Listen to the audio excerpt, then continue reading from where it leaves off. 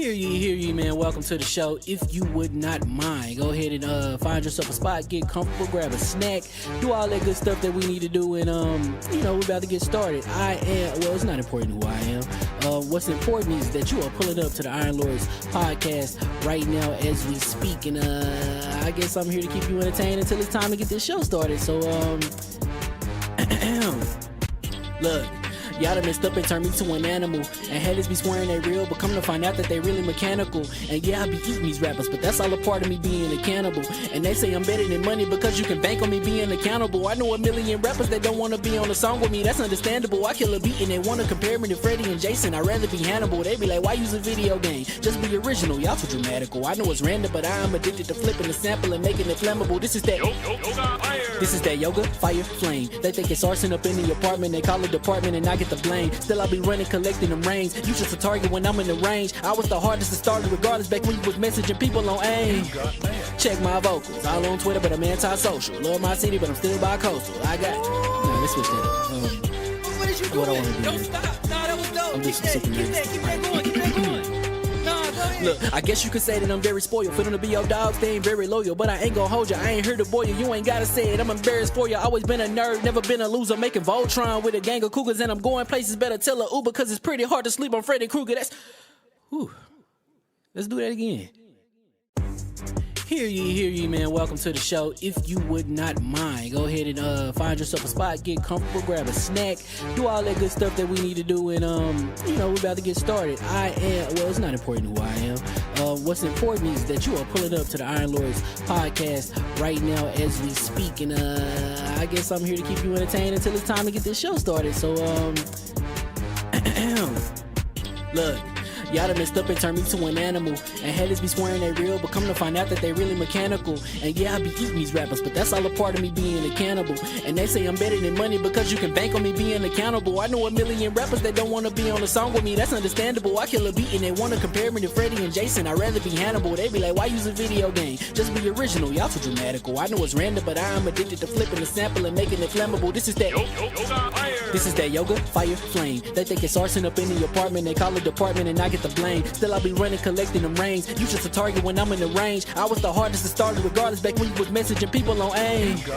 Check my vocals, all on Twitter but I'm anti-social. Love my city but I'm still bi-coastal. I got let's switch that up. What is you doing? What I wanna do, Don't stop. Nah, that was dope. I'm just Keep that going. Keep that going.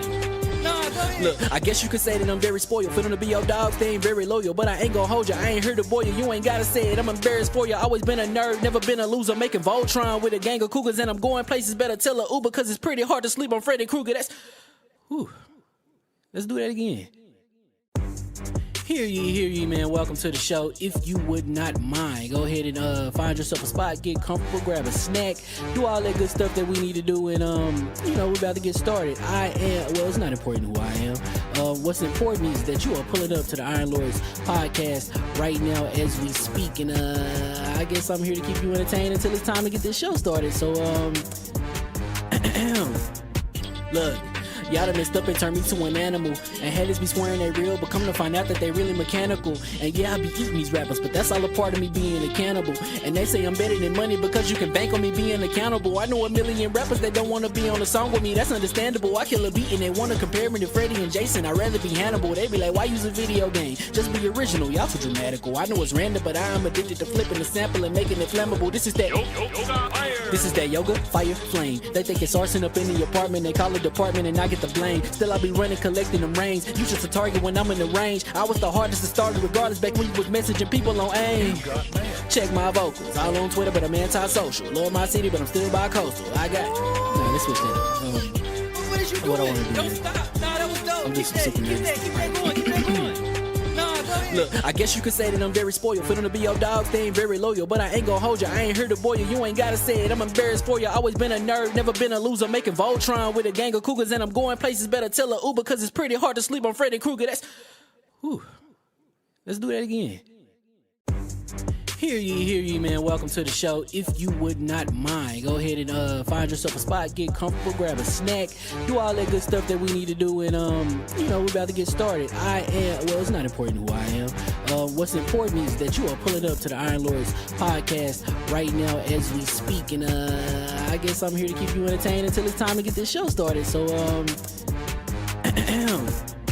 look.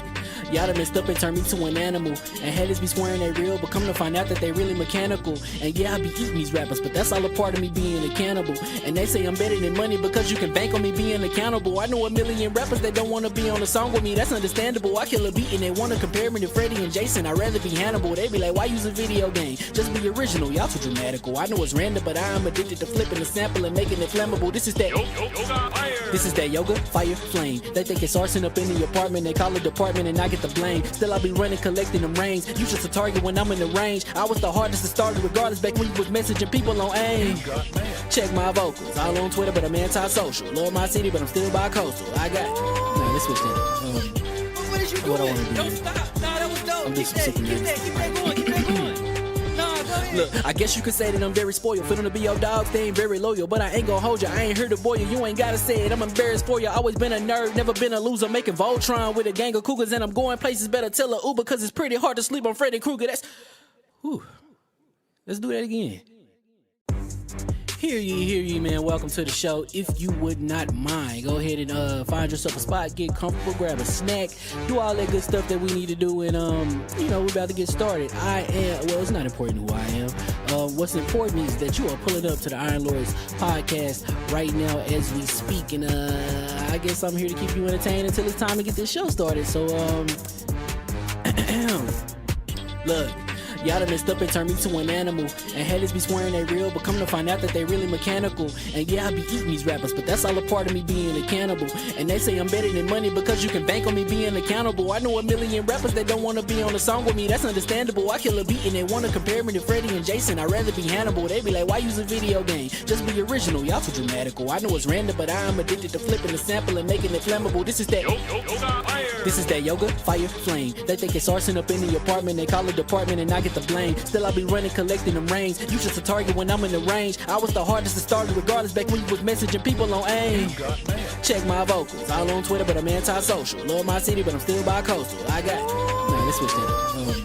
What is you doing? What I wanna do. Don't stop. Nah, that was dope. I'm just Keep that going. Nah, go ahead. Look, I guess you could say that I'm very spoiled. For them to be your dogs, they ain't very loyal. But I ain't gonna hold you, I ain't here to boil you. You ain't gotta say it, I'm embarrassed for you. Always been a nerd, never been a loser. Making Voltron with a gang of cougars. And I'm going places, better tell a Uber. Cause it's pretty hard to sleep on Freddy Krueger. Let's do that again. Hear ye, man. Welcome to the show. If you would not mind, go ahead and find yourself a spot, get comfortable, grab a snack, do all that good stuff that we need to do, and we're about to get started. It's not important who I am. What's important is that you are pulling up to the Iron Lords podcast right now as we speak, and I guess I'm here to keep you entertained until it's time to get this show started. So, look, y'all done messed up and turned me.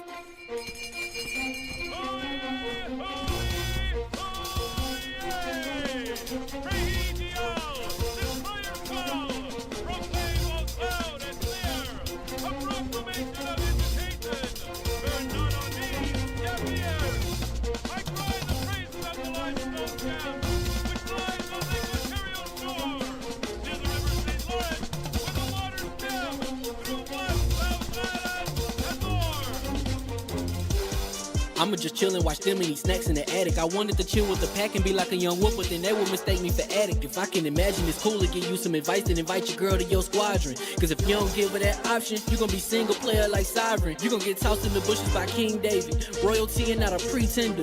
Detrimental to an elemental, what's an avatar to a knee bender. I gotta be me though. I know it's my destiny, word to Carnito. Who cares if you fly, if you still a mosquito? You swear you ain't stuntin', but really be Steve-O.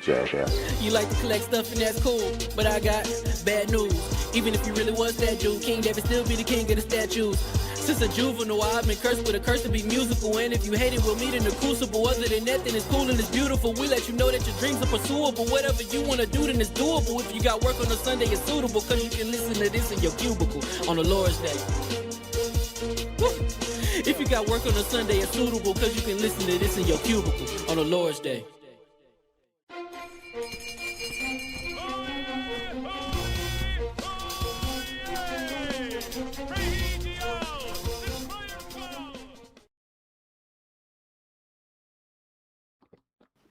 Very unprofessional. Food in the mouth. Pause. Mics were hot. So you saying something's in your mouth? Pause. Yeah, Mouth was full. Jesus. Mouth was full. You don't want to get caught out there with your mouth full.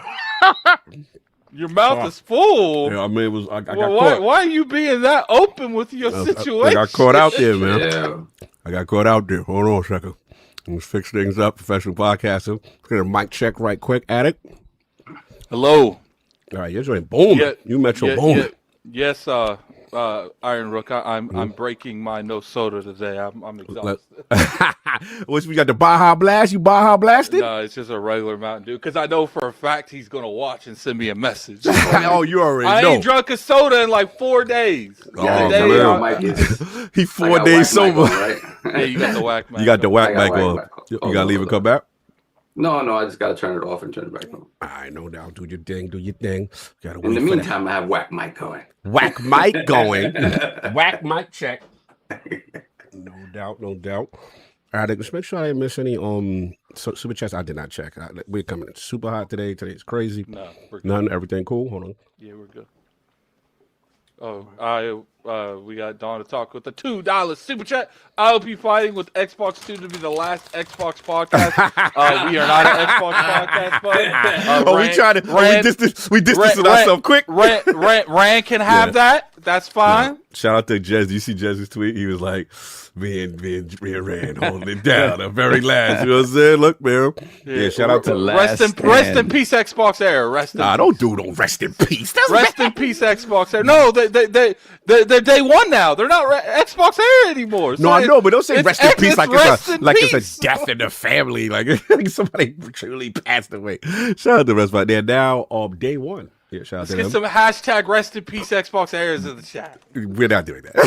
And I'm doing that. Shout out to John. Shout out to Special Day. It's no shot at them. They put their own brand down and rebranded. So I'm saying rest in peace So to we their gotta own say brand. shout out to the rebrand. That's what professionals do. We don't say Shout out to the I never said I was shout out to the professional. death of your brand. No, I didn't say shout. I said rest in peace. Oh my, yo, you do it too much. You do it more, and your mic's too, like, just a tad hot, by the way. So just a tad hot, But Sav, have you switched over to the joint? Yes, he is. I have. Have I not? I was trying to stall for. All right, more is that food. better? I was trying to stall for more food. Is that better? Yeah, oh yeah, there you go. Because what it is when you get into it, it breaks the HP might go crazy. It can't handle it. All right, no doubt. We are almost live with Sav. Got his mic checked a little too early because I was hoping he could stall and I can get more food. All right, anyway, hear ye. And we are live and welcome to the Iron Lords Podcast, LLC, and lordsofgaming.net. Episode number 433. Another glorious Sunday. We're back at the round table on the Lord's Day. And today, we've got that breaking news added by Jez Cornyn, AMD confirming Xbox Magnus in 2027, potentially. We got Horizon Hunters Gathering. More discussed there. Steam Machine delayed. And Dragon's Quest 7 reimagined to discuss. So we're going to get right into it. So let's introduce... we are missing one. We are missing love. Send some love. Seriously, though. Send some love to the king, y'all. He was all set to go. We did an amazing Lords After Dark with him on Friday night. Two back to back. Oh, I cannot wait for these two to come out. Fire. Yeah, we finally debuted our publisher of the Lords. So essentially how it's going to work is every Lord was responsible for that. We are publishing arm now, and we have to pick one game, kind of like a fantasy draft of the industry in games, and we all pick one game, and at the end of the year, whoever's the publisher of the year with the Lords, they win. Well, we picked 5 games. It's 5 games. Yeah. So we all pick one game. Like, yeah, you're right. 5 games. Yes, King got GTA 6. That's all I'm saying. But so basically we pick a draft order. So think of it like a fantasy draft. Each Lord, we had to first pick the order of the draft. Who goes first? Who gets the first pick? Who gets the second pick? So on and so forth. And then after that, we got 5 draft picks, and these are games that are in 2026, right? That we hope come out and then we're doing the Metacritic score. So the game comes out, it has to drop in the year that you predict, and it got a rate high. So it gets dicey because if someone delay their game, you screwed out of your aggregate. You know what I'm saying? Now you can swap that out once you realize it. But again, the pickings are slim by that point. And we were very fair with it because let's be honest, like we regularly play games early. So normally most people don't get the game a month before it comes out. Very rare do you see that. Most of the time it's like anywhere from 1 to 3 weeks. So a month before our games come out, we have to switch out because we all get one substitute. Yeah. And if you don't do it before that month hits of that day, you're locked into that game. Exactly. So it gets hot and heavy. It was so competitive. King was beastie. Saul was beastie to both of us. I took multiple of Saul's picks. Yeah, and I did one thing that really upset Attic that they tried to do a vote to try to shut me down. And we ain't gonna say it, but look, we got 2 in the tuck. They're gonna be coming out on, like I said, Lords After Dark on the Insider Gaming app. We got some fun stuff cooking, man. So let me ask the realm. Here we go. I'm not gonna tell you the game. But there's a game I'm playing for review right now that I told Cog is good. I'm enjoying it. And he picked it for one of the games. Do you think that's fair, chat? That he had inside information and picked the game that I told him was fun? I don't think that should have been allowed. But I was outvoted because we run a democracy, we're not a dictatorship. So, what are your thoughts on this? Our inside baseball knowledge being utilized to influence our draft picks from who's the Lord publisher.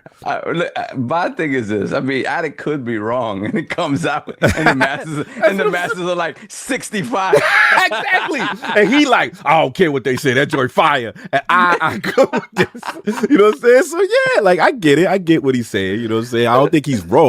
It's just one of those situations where we got to utilize our inside baseball sometimes. You know what I'm saying? There was even a debate about utilizing games that are already there'd been a couple games that launched already this year, right? There was a debate about that. Like, obviously you already know what the Metacritic score of the game is, right? So.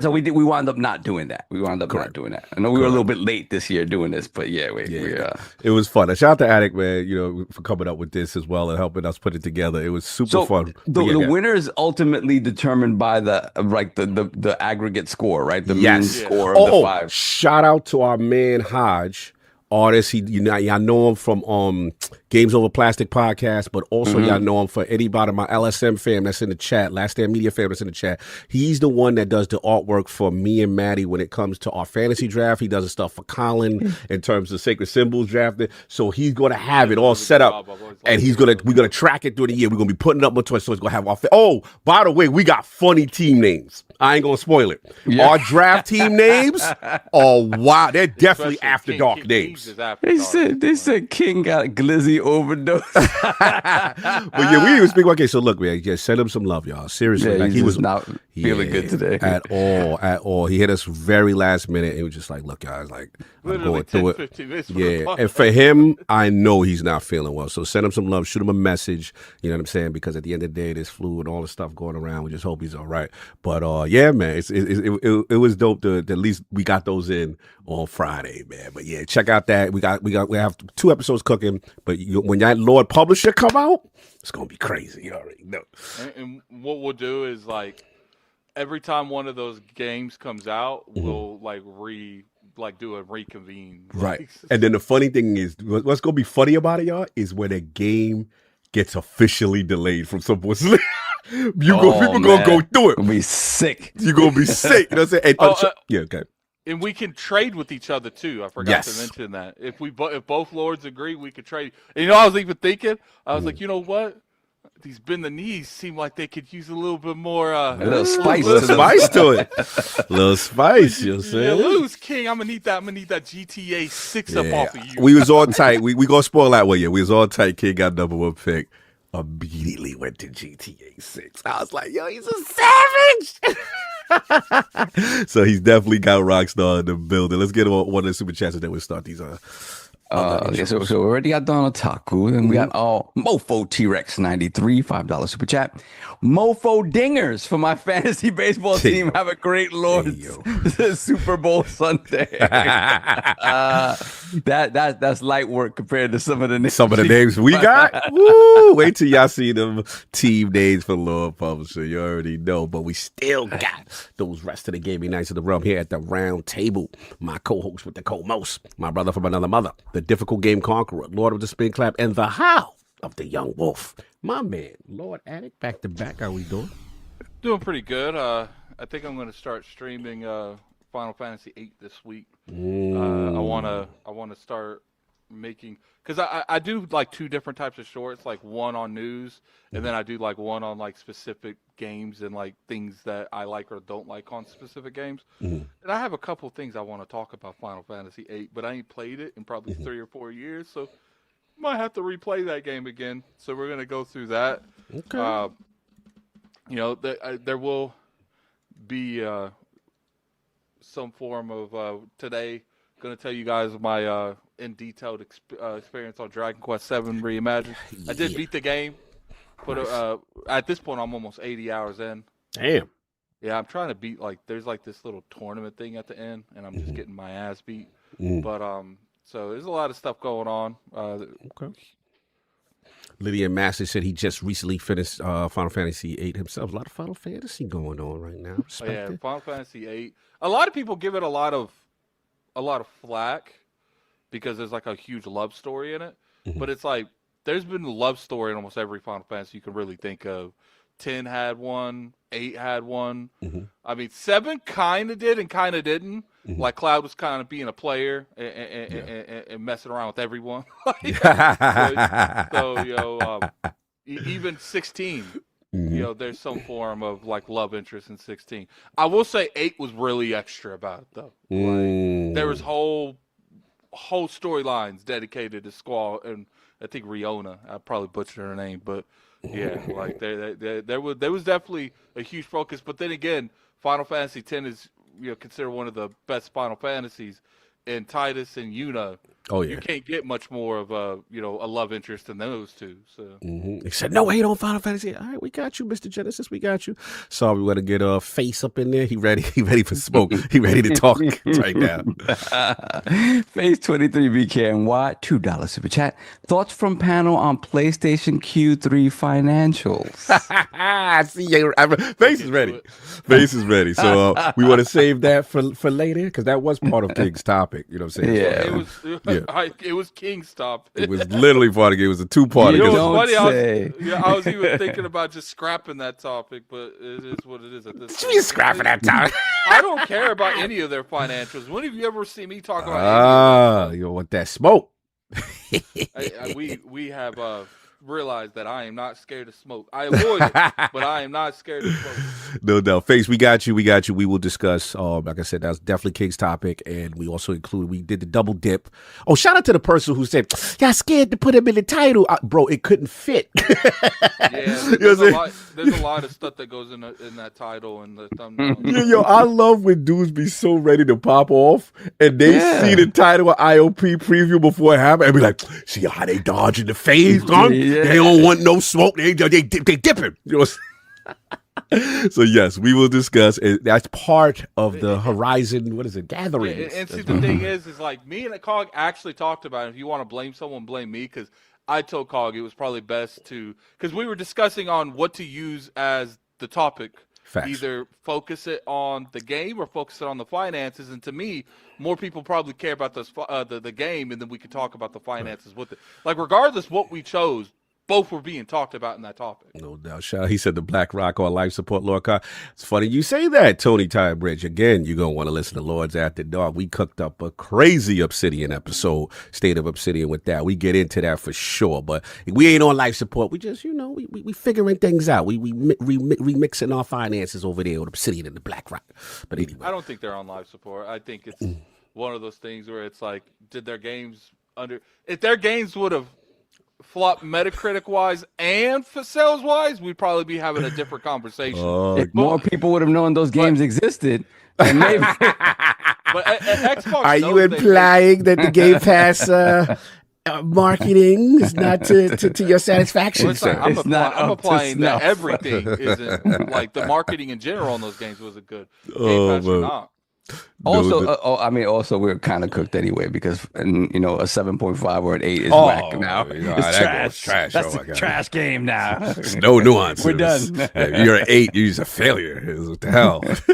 Anyway, they're coming for you. Well, Go Limitless is coming for you, Attic. I'm gonna start some trouble. No king today, so now Attic gets the doom and gloom for the muster hearts unchecked.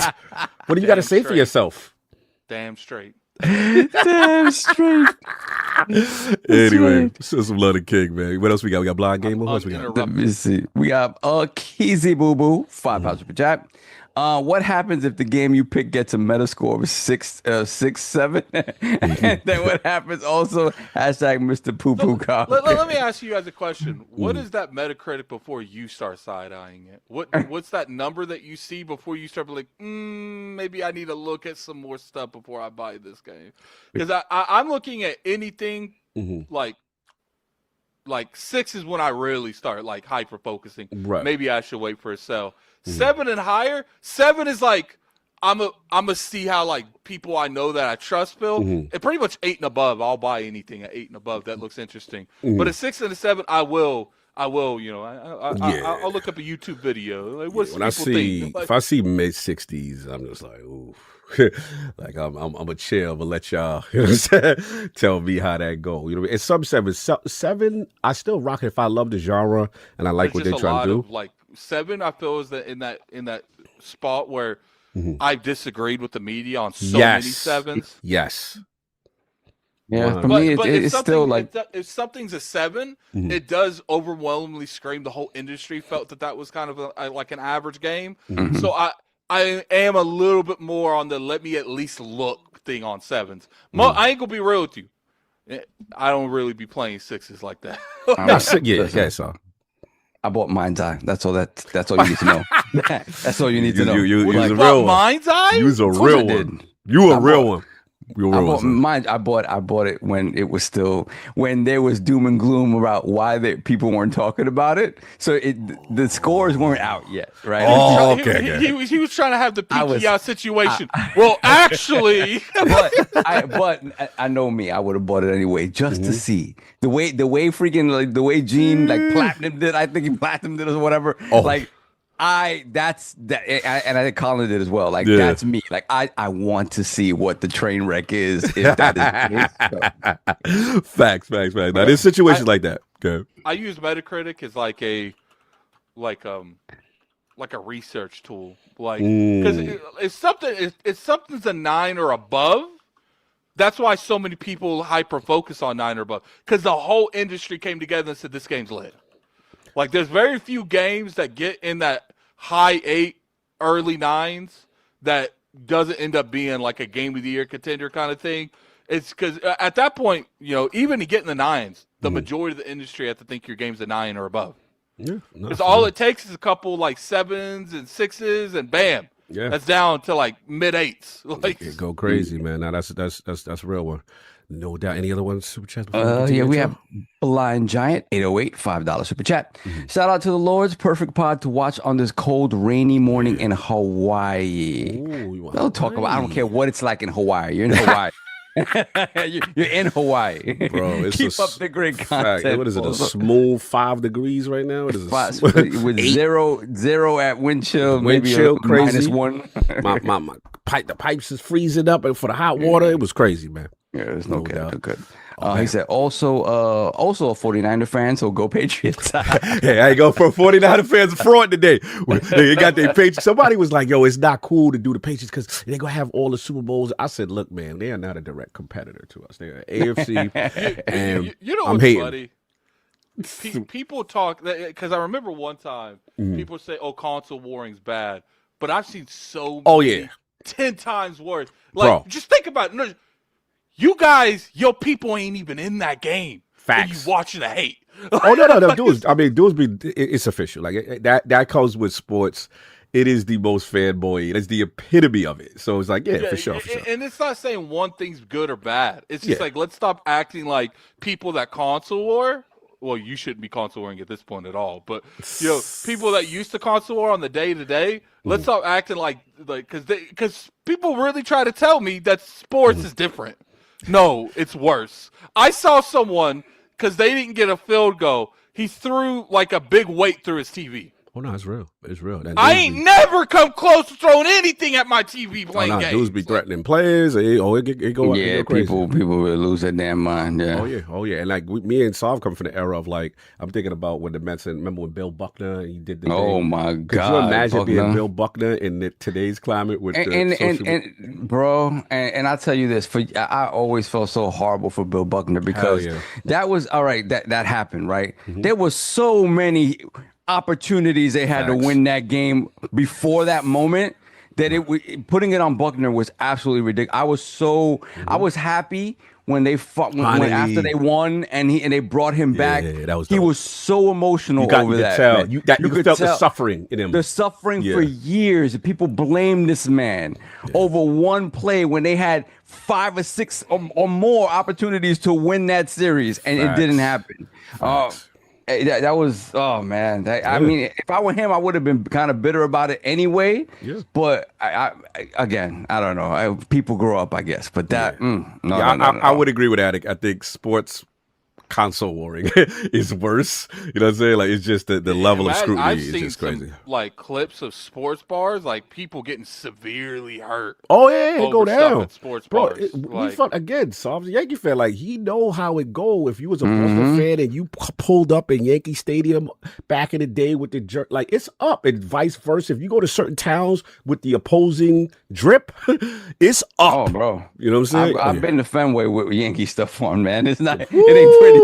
Bro, I went to Met stuff. It ain't pretty. I went to Philly with Met stuff on. It's real. It's real. It's real. And the thing is, they're so used to it that it's kind of okay. Like they know, you know that's what happens when these two teams get together. So it's not like you're walking in there and they're immediately going for you, but you already know what kind of environment you're walking into. Yeah. You know what I mean? Yeah, for sure. And that's like the biggest issue I have with the whole matter. It's like, look, let's stop villainizing one. But ignoring the other. No, facts. Definitely can't do that.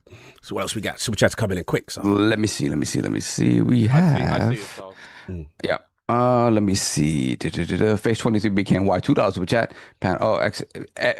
Panel's thoughts on Xbox era rebranding. All right, let's get to it. I think it's the right move for them because it's like, look, like regardless how you feel, no one makes kind of content like that dedicated to a publisher. We don't know the future of the hardware. I don't even think Microsoft knows the future of the hardware. So that's why I said rest in peace Xbox era, because it's best to bet on yourself and not another brand on yourself. So I would have picked a different name. I don't know. Day one doesn't come off the tongue as well, but it's not my brand, but I'm sure they got a ring to it, and that's why they liked it. I don't think like the name, it's the content and the people that mean more than the name. But I'm for the decision. I think that it's best to do it now than do it when the building came down. So no doubt. Soft thoughts on the rebrand Xbox era?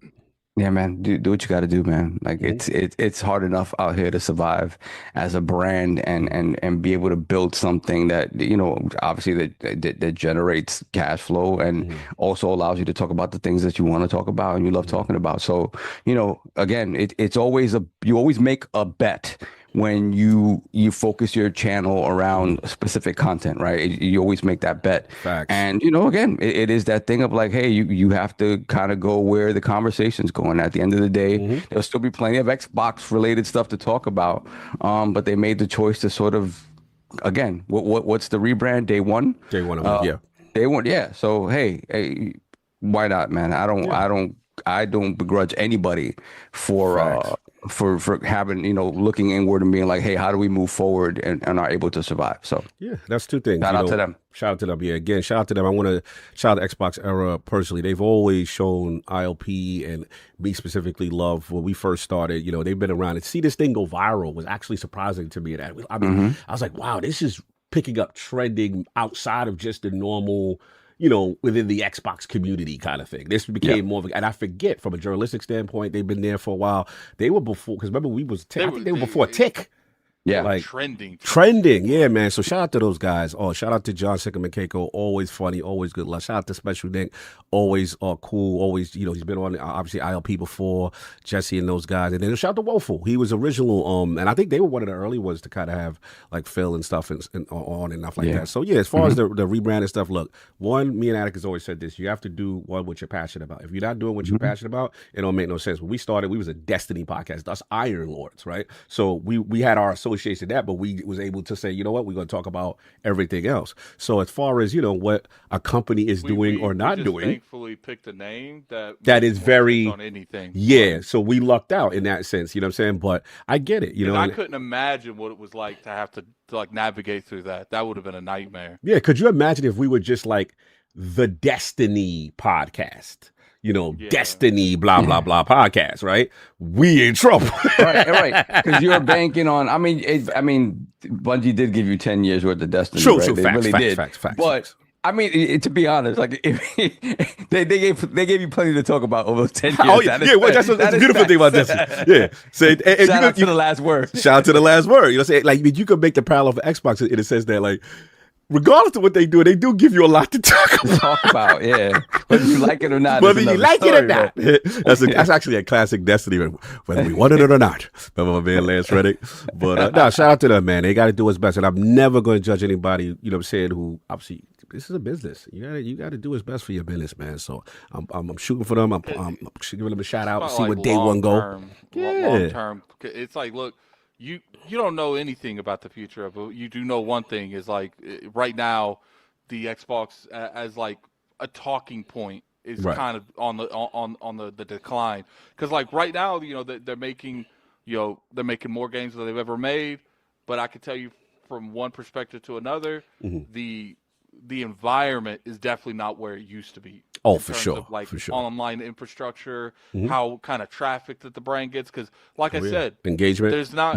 No one makes videos about just a publisher. Facts. So one's got the Ubisoft podcast, the EA podcast. They just in this weird situation where they happen to have a console too.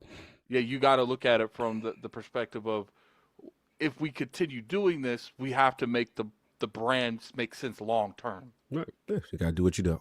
What else we got? Super chats. Let me see. Someone said we did. We missed $2 super chat from Great Mongoose. What the Horizon AI? We will discuss. We will discuss. What are you talking about? We will discuss. Let me see that we have Mofo T-Rex $5 super chat.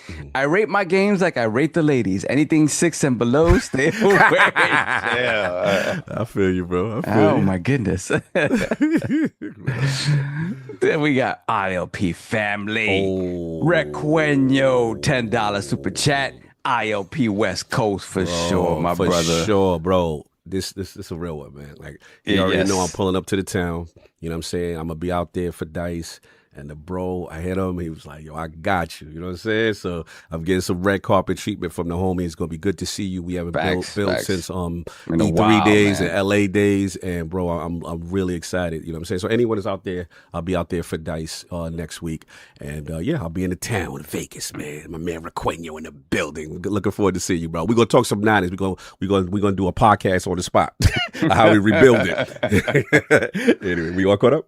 Yes, sir. We're caught up. All right. And of course, waiting patiently, our most technical gaming lord. As always. What's the difference? What's new? What's new? The solo gaming list with the single player selfish experience, and also the Sostradamus. Ooh. You got to throw some king on that. Fact. That's nasty. I say that sound. You want to throw no king on that? Because Attic cracked a little bit. Like, yeah, I like how he oohed. The Lord of Clarity, Messiah, and Lord Patreon of the Iron Bank, PC Master Races. Oh, Lord Sovereign. How we doing, sir? I am good. I'm good until I get pictures of ruptured pipes and stuff like that. Because it's been really cold the past couple of days, and so far things have been all right. All right. So we'll see. We'll see. Hopefully. We'll see. But yeah, this is usually a bad time unless you're just sitting there like babysitting pipes, making sure things don't pause burst. But apart from that, yeah, of course I didn't play any games. But actually, no, that's a lie. What you play? So I don't know how many of you know about the Styx games, STYX, right? Styx Master, it's Styx Master of Shadows. Okay, so Styx, this is again, this is why nobody gotta knows be about careful. You gotta be careful out here, man. STYX. You playing stick-based games with grown men. So the Styx games are stealth games. Yeah, that's a They kick for are us. stealth games that started coming out during like the Xbox One, PS4 generation, right? And I kind of didn't pay them that much mind because early in those generations, I still assumed that we'd be getting stealth games for, it's been now, 15 years on. And the stealth genre, apart from a couple of things here and there, obviously Dishonored 2 and things like that, we haven't really gotten what I wanted out of the stealth genre. Definitely no Splinter Cell, right? So I didn't pay these much mind because they felt like we're just talking about, 7s, 6 and 7s. Yeah. And I'm like, I don't need to play these. I'm going to get high quality stuff. I don't really need to play these. So I kind of let them kind of fall by the wayside. And this upcoming week, this series is getting its third game. So this is something that is good enough to warrant 3 games. And actually, it's actually 4 games in the series because the Styx game, the first one, Master of Shadows, is a prequel to an action RPG that came out in 2012. Something of Orcs and Men, I think it was called, or something like that. So it is like the second game in this universe that was created by Cyanide Games. And I'll be honest, man, it's good stuff. Like, it's good stuff. Like, I'm not a big fan of the protagonist because he's like this little goblin, this little cursing big goblin. face looking. Like, he's not what you consider your leading man type, whatever. Yeah, right? I'm looking at the character right now. Go ahead. But the mechanics in the game, the stealth mechanics overall, the sort of additional sort of magic that you get in the game, and the tools at your disposal that they've continued to improve upon, and I hope they continue to improve upon in this upcoming game that comes out next week, is like, it warrants taking a look at it if you're into stealth games, because they are very good and very competent. And that's something that we haven't gotten a whole lot of. Facts. So coming back to these games, voice acting is a little, you can take it or leave it. He's kind of funny because he's sarcastic and he's cursing all the time. Some of the lines are delivered very stiff, very but again, these are early Xbox, One PS4 games, like 2014. Okay. The second one, I forgot when it came out, and then you got the third one coming out next week. So we'll see. I want to see kind of the progression from game to game, right? But yeah, I mean, it's worth a look if you're a stealth fan and you're kind of like me, that you're like, I guess I'm gonna go play Chaos Theory again. I'm gonna play Blacklist again or something like that. Stealth genre. Worth taking a look at especially if you haven't taking a look at any of the games in the series. It's worth taking a look at. So yeah, Styx Master of Shadows. The second one is called something. Let me see. What are they called? Well, anyway, the developer is Cyanide. Yeah. Okay. Of Orcs and Men. No. Then we have Shards of Darkness is the second one, 2017, and then Blades of Greed is the one that comes out next week. Yeah, Saul hits me up, was like, "Can we get this game?" And I looked at it, I was like, I've never even heard of this game. I don't know who to talk to. So I had to find emos and stuff. It was also one of those games that when it came out, it was Unreal Engine 3, right? So I wanted to see all Unreal Engine games to see what they kind of ran like and looked like. I don't remember how it ran back then, to be honest with you, but I'm playing it on PC now, and it's a dream. Doesn't have a lot of options, but you don't really need it. Yeah, because just off the vert naturally. Yeah, exactly. Yeah. No doubt. And of course, we have the gaming ninja himself, the Shinobi, Lord Cognito, spread that realness around the ILP. I'm telling you what you want to hear, but what you need to hear, man. Shout out to Fine Dude, shout out to Maddie. We did episode talking also Obsidian and everything that's going on them and that Jason Schreier article. And for us, like I said, we got a super bonus treat, man. Again, y'all guys got to get down with this Lords After Dark, man. I'm telling you, on the Insider Gaming app, on your Google Play, and obviously on your Apple Store. We got stuff cooking, man. The next 2 episodes, I'm telling you, some of our best content. One of them will be the state of Obsidian. We really had fun stuff there. King had some hilarious analogies with relationships you want to talk about. That was fun there. We got some stuff cooking there. And obviously, we talked about the Lord publisher, where each Lord is a publisher for the year. And we pick our developer studios. We battle it out to the death. Shout out to our man Hodge. You're going to get the graphics going for y'all. It's going to be super lit, man. As far as what I'm playing, is Lord After Dark on Spotify, Tony? No, it is not. But right now, we on Google. We are on the Apple Store. So on your phones, and it's video. It's also, like I said, we got the video popping. We working on more avenues with Tom Henderson and the crew with Insider Gaming and stuff. But for now, this is where we at. Please support. A lot of fun there. As far as what I'm playing, I'm in my Final Fantasy bag. Like you're in a good place. Like, when you like replaying Mass Effect, what are your favorite games of all time? I realized with Final Fantasy VII how much I love this game. I was like, I don't really replay games a lot. It takes a lot. When I'm done, I'm done.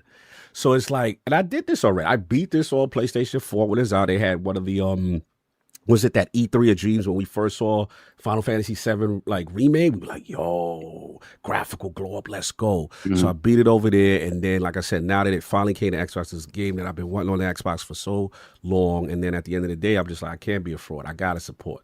You know what I'm saying? Now that Square did what they supposed to do, and shout out, what's our man, Addict? What's our man, the director of the Final Fantasy VII? What's our man? He goes hard on socials. Even try to. I love him. Like, he is so appreciative that Switch players and Xbox players are actually, playing, supporting. And then for those who want to do the hardcore stuff, they got catch-up mechanics and stuff like that to put you to level, whatever the hell, and materials maxed up. If you didn't Naoki already. Hamaguchi, bro. What a job. First of all, I've said it ad nauseum. The performance is amazing. You know what I'm saying? Wherever it is. But, yo, you know what I forgot, Addict? The Don Corneo wall stuff. Bro. What was we playing back then on PlayStation or the OG PS1? We was doing things. Was it that grimy back then? But it was doing it where Cloud had to do things. Yeah. You know what I'm saying? And put himself in a situation. But like, they have expounded. I didn't think they would go there. I thought that would be not suitable for work in this climate to make these scenes. And then what's your man, Addict? Japan don't care. Yeah, Andrea, and then you got to do the dance off and the dress and up. Japan is very big on. Bruh. They don't care. Yes, and then the innuendos and Tifa and this one, but then they got the heartfelt moments. Obviously, without spoiling too much, with the Avalanche, some of the Avalanche members, I'm like, damn, that kind of hit me kind of hard. And then learning about Aerith and the ancients, and you know what I'm saying. And I'm just I'm completely almost done with the Don Corneo stuff, doing all the side quests, everything there, and now we ready to attack that Shinra building, knock that stuff out, get to that second half of the game. But I'm loving it, man. It's just he said Lord Corneo, you're stupid. Maybe appearing in a certain set of bro, that scene when he was in the bed, like, I think that should be a Road to Cologne costume for somebody. Don't put Lord Corneo, yo. That's crazy work. Write that down. Let's move on. I don't like Final Fantasy VII. Lord Corneo is nasty work. That is nasty work. You see how nasty that character looks? He is disgusting. He just screams pedophile. Yeah, bro. Everything about him like he screams like he's on a certain island. Yeah, bro. He didn't even care once he found out who Cloud was with the mix around. You know what I'm saying? So I was like, nah, son. But it was so much fun. I loved it. The mini games, all that. Game's amazing, bro. But yeah, Yeah, shout and out it's to $40. They got it for 40. $40, and now Rebirth is coming. And then now is they shout out to, I think they put it out. My predictions is coming true, so that they're catching everybody up because people said they would never come to Xbox. Okay. But now they're catching everybody up, and then it looks like a simultaneous release for the third. For you know what I'm saying? Shout out to Square making the right decision, man. Let's go. But anyway, I've been rocking that, getting machine run, all that. And by the way, Team Aerith all day, every day. Tifa fans stand. I know she look good. I get it. But Team Aerith all day. We like the ditzy ancient. We like her. That's what we doing. Anyway. That's all I got. And just real quickly, last call, y'all. Y'all know the golden challenge is there. Health is wealth. Advanced.gg. It is pinned to the chat. Use code IronLord30 to get 30% off. You ain't gonna get this much savings right now, and you're gonna get our partner page, get that Wolf's Bane named by Addict. This flavor is absolutely delicious. Go check it out. And again, if you don't like none of that, like Solve don't mess with none of that like energy stuff, you could get hydration. You know what I'm saying? Get your electrolytes on. You could get vitamins, Solve. You know what I'm saying? Get your boost. I gotta go to that stuff. For me, when it comes to energy, I'm a coffee man. You're a coffee man. That's fine. But for guys like Saul, you don't want to go to advanced.gg. You know what I'm saying? Use code IRON130. Get yourself advanced boost vitamins. Get your multivitamins. Get your turmeric. Also, if you're in the gym, get your whey protein on. You know what I'm saying? We got the whey protein in there. So I'm going to put the link in the description one more time so y'all could go get that. Because, yeah, man, we got our partner page. That's what I was going to say. We got our partner page. Go check it out. Here it is right now on advanced.gg. Again, today's the last day because it was Thursday through Sunday. You can get that, you know what I'm saying, right there. Hold on, they said Aerith is the best. Team Aerith. Okay, let me see. Lydia, man, Tifa hella juicy, but Aerith touches the facts.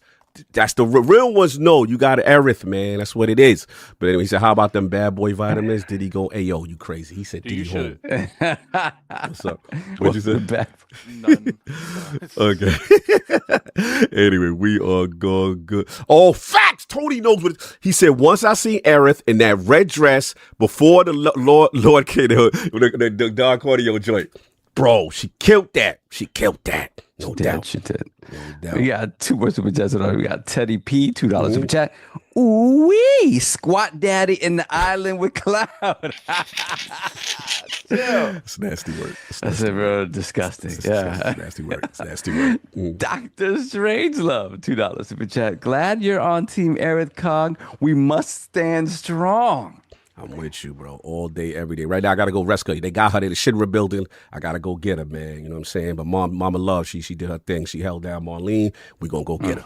No doubt. We caught up? Yes, sir. All right, no doubt. All right, we are here. So this is the first one. Actually, Addict, this is you, man. Square Enix in the building with another classic, man. Dragon's Quest VII Reimagined, the old school PlayStation classic. You know what I'm saying? It comes back to new players, and right now sitting pretty well. We're sitting about an 83 on Metacritic. Doing really well. Also, want to shout out lordsofgaming.net. Check out our review up there, and we got shout out to my man Lord Flame. Amazing guys, amazing how-tos. Go to lordsofgaming.net right now and check it out, man. Got a lot of coverage on this game, but I want to talk to Addict. This is one of your kind of introducing yourself to like a old school game that you never really played. So what's your feelings now on Dragon's Quest VII Reimagined? It's been an interesting time. You know, like you said, I've never played these games, so I was always interested in trying them out. Especially Dragon Quest. Like I was always like the Final Fantasy fan, but I never. It's not that I had an issue with Dragon Quest. I just never had the opportunity to really play them. But you know, because they've been redoing them, and I feel like the best time for me to try this game out is now because they're redoing them. So I went ahead and you know, gave it a chance. You know, I did beat it. It did take me how many hours? Quite a bit of time. About, I'd say to beat the base game took me about 60, 65. Okay. I am closer to like 80 at this point. Because I've been doing a lot of the side stuff. Oh, that's big for you. That's big for you. I mean, are the rewards good? Is it a incentivized story? No, now I'm just trying to beat the boss stuff in it.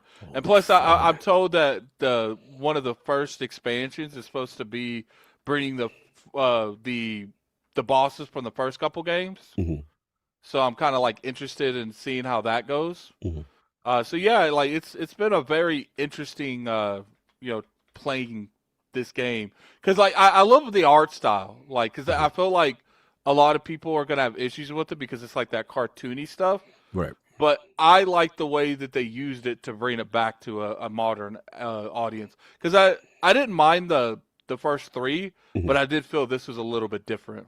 Now, chat got some questions. Is this Tony Time? Is it a good Dragon Quest game to start off with? Because some people and Andy Cruz never played a Dragon Quest game. What's your feeling? Someone completely new.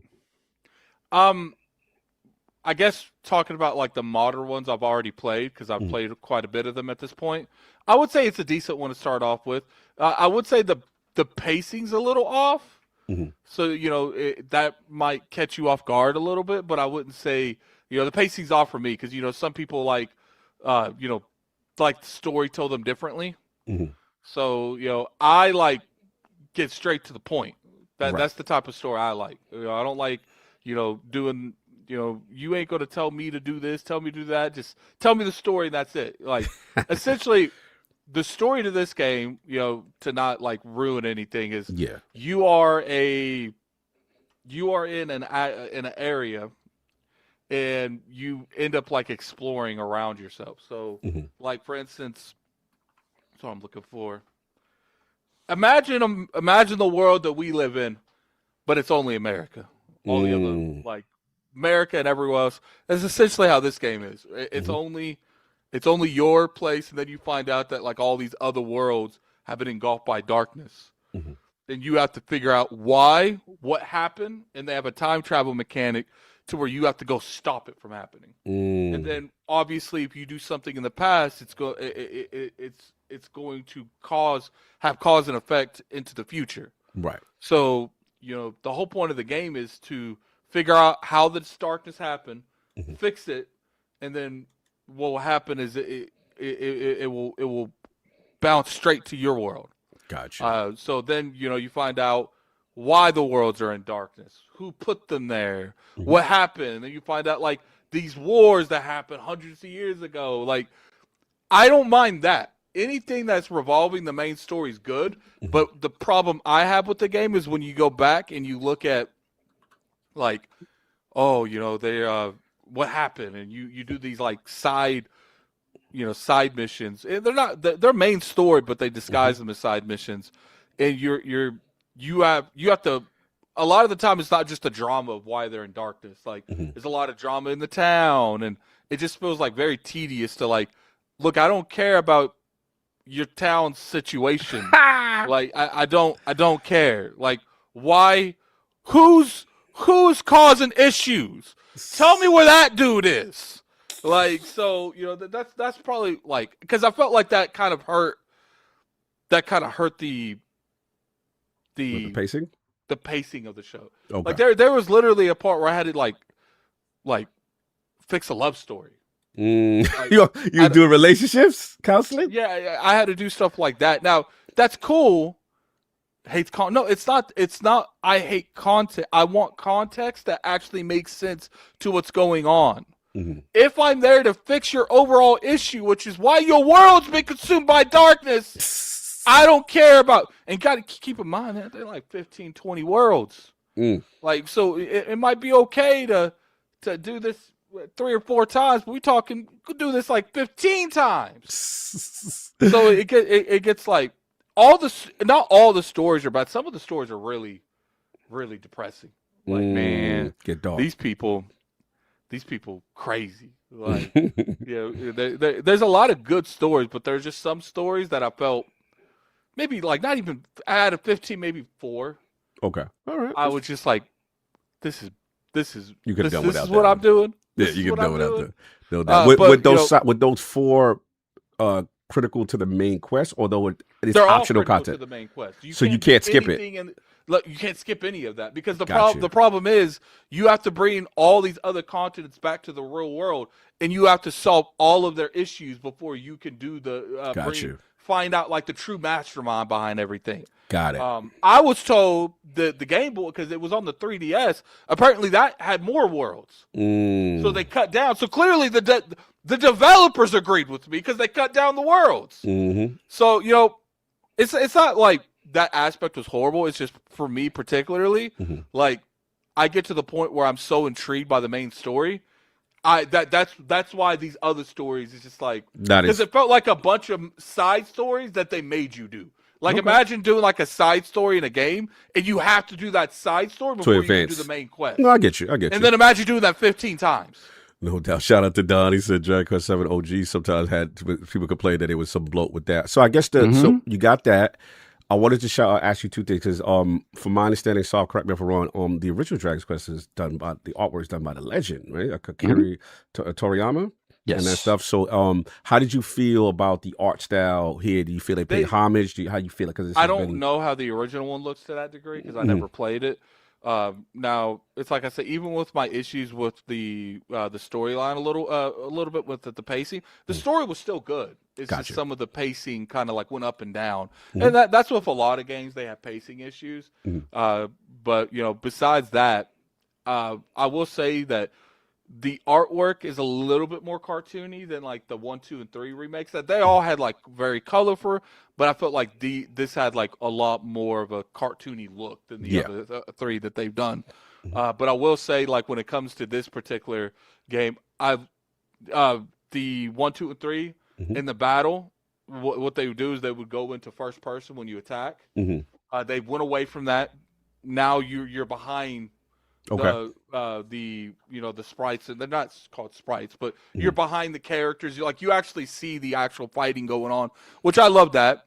I think that is a well appreciated change. I don't like that first person stuff. Like I want to see the animations. I don't know if they like did that in the old days because they didn't like that cost money to like animate your character doing stuff. But I like seeing the character do stuff because.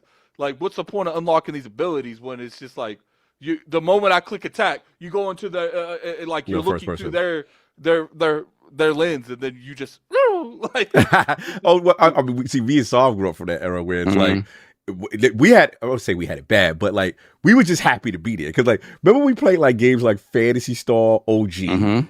And the monster would come on the screen and it'd be like fight turn based.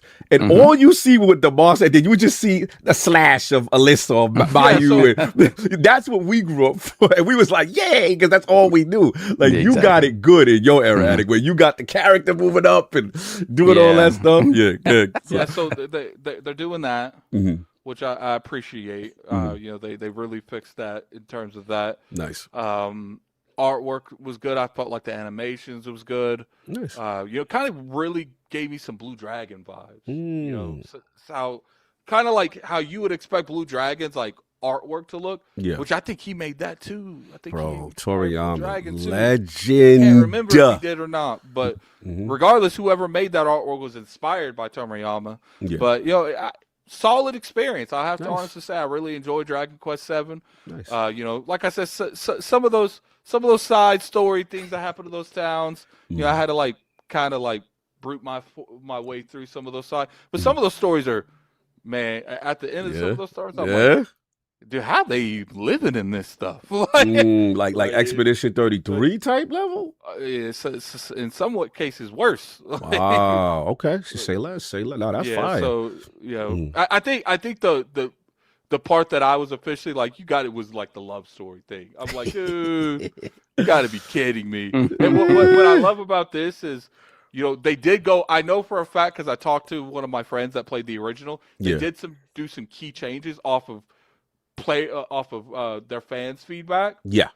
So they did. I'm not going to go into these changes, but if you played the original one, you're going to like these changes because the first thing when I beat it, my friend's like, "Yo, you got to tell me this. You got to tell me this one part how you felt because I keep hearing through the grapevine they changed this one aspect of the game." And I was like, "You got to play the game to find out, man." I will say in terms of like someone that probably has already played this, you will like a lot of the changes they made. Now, there's going to be some you don't like. If you're a huge Dragon Quest 7 fan, you're probably not going to like some of the decisions they made because they try to mainstream it a little bit more. Right. Because I do want to add, shout out to Jason Schreier and stuff like that. He's a hardcore fan. And one of his criticisms was just that he felt like it was a lot of save points and like things to make it easier between them. Where I'm assuming the original ones didn't have that. And, you know, he just wanted a little bit more of a challenge, but I'm always seeing people push back on him and saying, no, this is fine. These are good quality of life changes. And by the way, you don't have to do that if you don't want to do it, if you want to keep it hardcore, so to speak. But what did you feel about that with as far as the challenge, the level of challenge? Dragon Quest. See, I don't remember at the beginning. Mm-hmm. Yeah, so in the original, here's the thing. Mm-hmm. All right, so let me boot this up. I forgot it. I have it on the Switch too. So Gang. You playing on the Switch code? Yeah, that review code provided by Square Enix just for transparency. Yes, it provided by Square Enix. Thank you for reminding me. It did not fall off the back of a bus. It fall off the back of the bus and just somehow got that. No, I was just so busy on Nah, you good, man. Explaining Shout out to Square. but I said it in the reviews and stuff. But, Nah, good. So like when you start a new adventure. Mm-hmm. Someone and said you some click people to OK. Yes. I'm just putting A. Here's the thing, Jason Schreier. Coming at Jason. there is literally. Mm-hmm. Hold on, let's put in your screen because what you doing? Hold on. All right, now it says once you clear up a little bit, back up a little bit, the focus is not helping us. But whatever. What does it say? This is accessibility. I'm assuming. Play style, easy going, happy medium, tough going.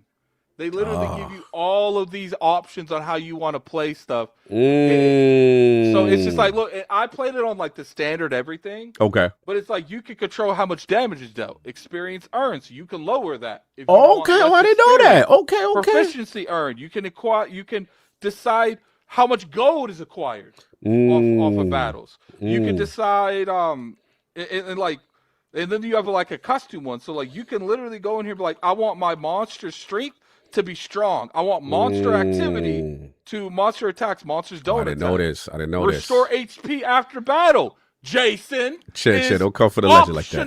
Don't come for the legend like that. Respectful. No, but it's like, I'm tired of people that play, like, you rarely hear me talk about the difficulty of a game. Mm-hmm. Because guess what? I play it on normal every game, unless it's like an Elden Ring. So I have zero, like, I cannot talk about the difficulty of a game if I'm playing the game on normal.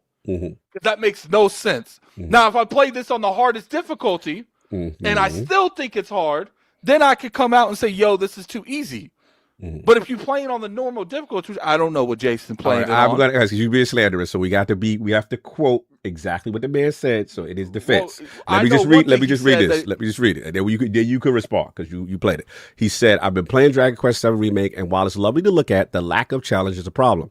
Dead party members revive after battles. There are healing statues before every boss, and you restore HP on level ups. Unlike Dragon Quest 1 through 3 HD, you can't toggle this off. No friction at all." Now, someone got at him like you and said, "Yo, Jason, there's difficulty settings. You could turn that all off." He says, "No, you can't." He said, somebody said, Jason. Right. There are some of those things you can't. Right. He said, somebody said, Jason, at least the healing statues appear to be optional. He says, in that sense, you can just ignore them. But psychologically, it's hard to walk by a free fool here or not take it.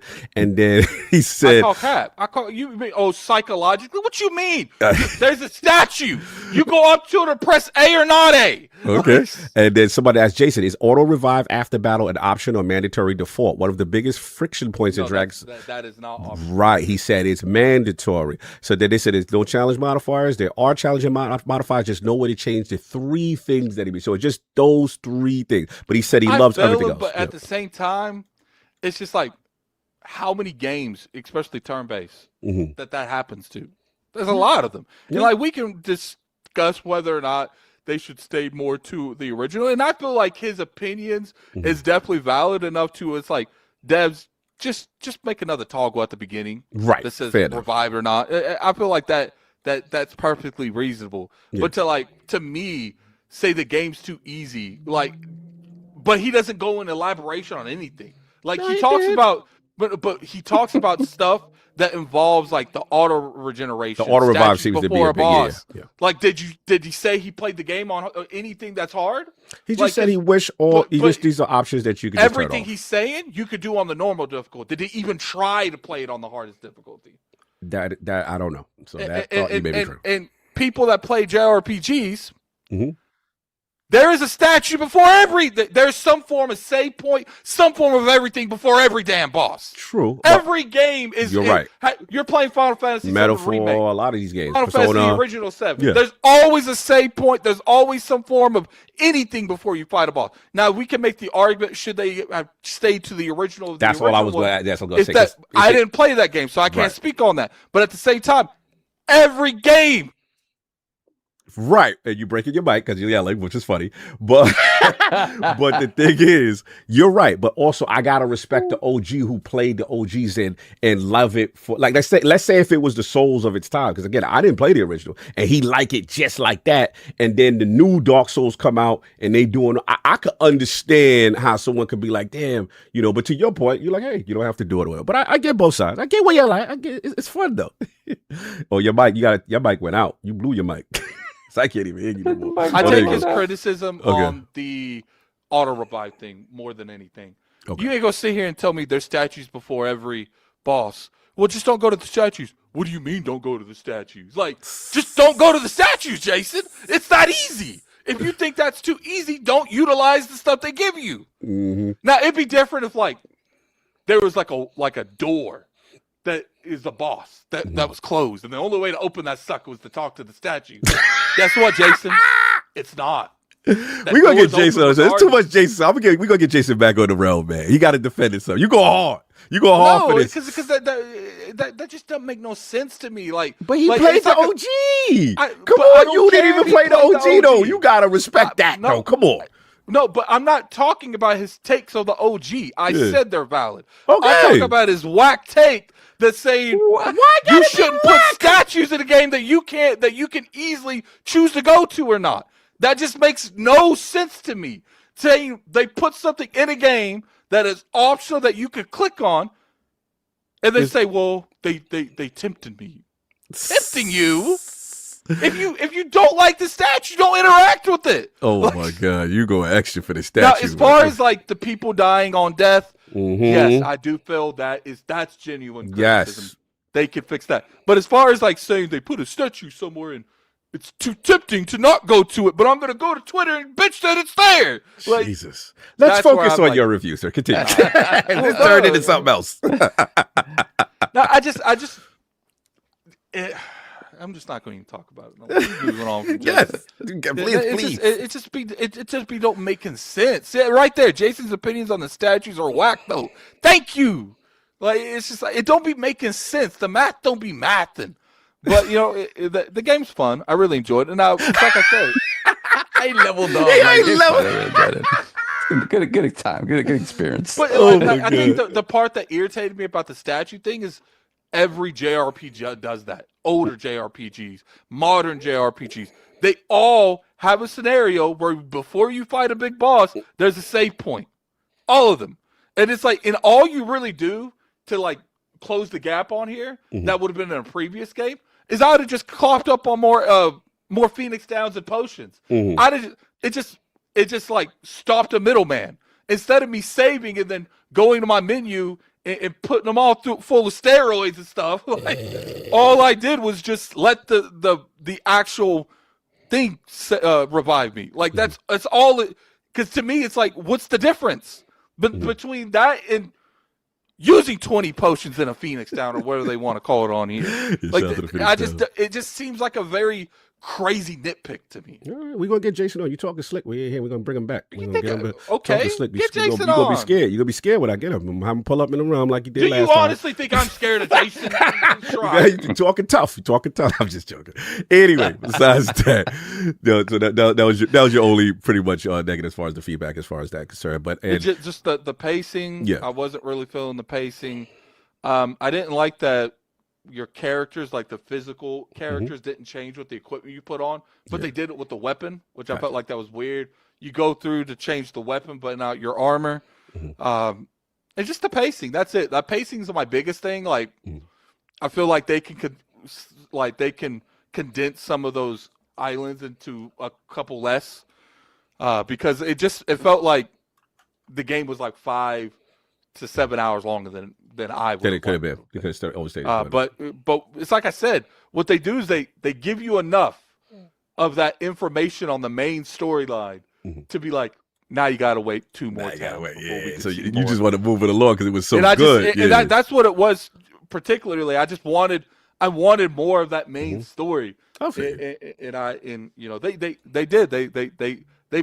circled back around really good. Nice, no doubt. Dragon Quest 7 Reimagined. They said Addict so passionate his camera turned to 480p. I didn't even notice. Yeah, he said that was good. Jason attacked. Jason, I'm telling Jason on you, man. We're gonna bring him back. We had Jason in the row 2 times. We're gonna have a Dragon Quest 7 Reimagined statue debate, and it's gonna go down. And it's up. Here's the thing. Jason Schreier does nothing but criticize other people's opinions. So you guys are going to get on to me for not agreeing with his opinion? I'm telling him. Man has spent his entire career off criticizing other people's sweat, opinions. Pixels, and statues. Next. And that's fine. Go buy those things. It's buy not like I didn't promote new those. Books out there, baby. He's wrote good books. I completely agree. But we ain't going to sit here and act like you can't have a crazy take even if you wrote books. We gonna have the OG veteran his word versus Bond. That's it. Versus the rookie new wet behind the ears to the series. We gonna have the battle off, and it's going down. And I can see what the thing is like his particular takes. It's not like it would change my opinion if I played those games either. I get you. So it's like I know for a fact I could play the old Dragon Quest 7, and I would still think that take is crazy. Hey, so overall, is shout out to Square for this decision, and it made it accessible for you. You love the game as a person who's new to the series. It's not even like an accessibility thing. It's just a convenience thing. Like I said, it's not like it would change how I would normally do the games that choose not to do it this way. I would just pop a bunch of potions and Phoenix Downs or whatever they call them in the right before the main battle anyway, right? Yeah. So it's just like it's the same. Like, because normally if the game doesn't heal you all the way, it is a save point, right? Or you have to use like an item, like a particular item that you could only use as save points to heal everyone. To me, they just skip the middle step. Right. You don't got to use no items. You're gonna most likely this is gonna be a boss room. So you're either gonna heal yourself or we're gonna heal you, and we're just gonna heal you for you. It's I do agree with him that the game overall is a little on the easy side, but once again, I can't speak on the harder difficulties because I didn't play on monsters taking less damage or me doing less damage, or if the game would have been dramatically different if I didn't make more money. And I imagine if I put that money threshold down and I'm making a fraction, I'm sure that would make the game harder. Yeah, for sure, man. No, it's a good discussion. It's a good discussion because I love when games like this come tent out. or cabin. It's like I said. Yeah, it's the same thing. It's just they made you skip a step. No, it's a good discussion. I would love in fairness just to have old school perspective versus the new generation perspective. Because again, you mean the right and wrong? We ain't doing that. Anyway, moving on. In stores now. Dragon Quest 7 Reimagined. Go check it out again. Go check out. You got your video up. I'm assuming on our Addict channel. I'm assuming we got the lordsofgaming.net review is up. Shout out to Flame. Yo, we got crazy guides too, man. Guides on how to get this. Shout out to Flame. We did this thing on that for sure. Shout out to the Realm for pulling up like they did in my review on Dragon Quest. Facts. My short got over 10,000 views. My long form video got over 10,000 views. Yes. My channel grew like 400. Not that's exaggerating. Like 300 subs off of just Dragon Quest 7. And what's funny is I asked like in the review I asked what is Dragon Quest's Final Fantasy 7? Like which installment is like the one that is loved like Dragon Quest? Apparently Dragon Quest 5 and 8 is their Dragon Quest 7. And we gotta admit though, so before we move on, like we was over in Japan or Dragon's Quest love, like Dragon Quest is king, bro. Yeah, it's Dragon Quest is king over there, bro. Like, hell yeah. I mean, it was always. I remember back in the day, just like literally, like people like banging from work, like not going into work, and lines. You see the video and you see the stories about people like taking the day off to go play Dragon Quest and pick it up. It's a thing, bro. I don't know if it's to that level anymore, but it's still, to me, probably the thing that is most sort of revered over there is Dragon Quest. No, Yeah. there was this one particular part at the end of Dragon Quest 7, and I won't say what this thing was. When it happened, it was like one of the few times in gaming I legitimately lost my mind. Like I had a physical, because most of the time it'd be like my mind would say it. It'd be like, "Whoa, that's crazy." I physically said, "Yo, that's crazy."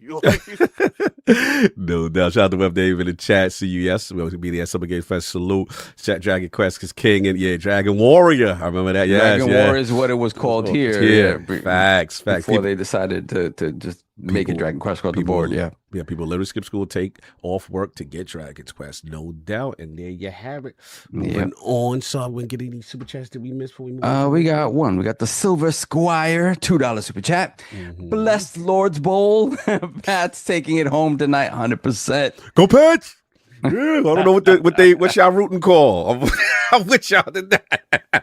I'm hating, but I ain't go front. I feel Seattle's good. Feels like they I ain't go front Seahawk fans. Y'all look like y'all got that, but we'll see. If y'all slip on the banana peel, I won't be mad. We all caught up. Yeah, for sure. All right, topic number 2, which is mine, man. Yeah, this is a lot, man. AMD hinting Microsoft could launch its next generation Xbox in 2027. So that was the initial story. Shout out to Tom Henderson and The Verge and stuff like that. And then, we got some new news. But first, Tom Warren. I said Tom Henderson. I'm sorry. Tom Warren and The Verge. Shout out to Tom Henderson, our good partner at Insider Gaming, and messing up the Toms right now. You know what I'm saying? But anyway, man, shout out to them. You know, they had talked about the partnership agreement, and this is with AMD. And my AMD, I got actually kind of spilling the beans, saying development of Microsoft's next generation Xbox featured an AMD semiconductor SoC is progressing well to support a launch in 2027, said AMD CEO Lisa Su on the earnings call today. The brief comment doesn't confirm that Microsoft will launch in 2027, but it does reveal that AMD is ready to support a launch then if Microsoft is also ready. So they said they're entering into that strategic multi-year partnership, and that includes a pair of co-engineering silicon across a portfolio of devices, including our next generation Xbox consoles in your living room and in your hands. So I definitely wanted to add, that was the initial story. Now we do got some news that broke today from good friend of the realm, Jez Corden. More context, new details on Xbox next generation console and Microsoft's most ambitious gaming plans ever. Now this is a long article. I'm just going to try to read our excerpts because Jez got a lot of the goods here.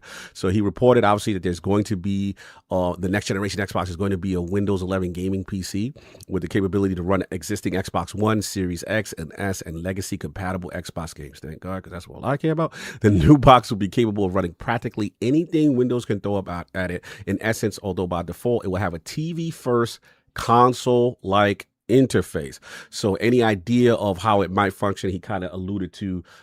Take some excerpts from what's going on with the Xbox Alley as far as the full screen experience, as far as some of as a baseline.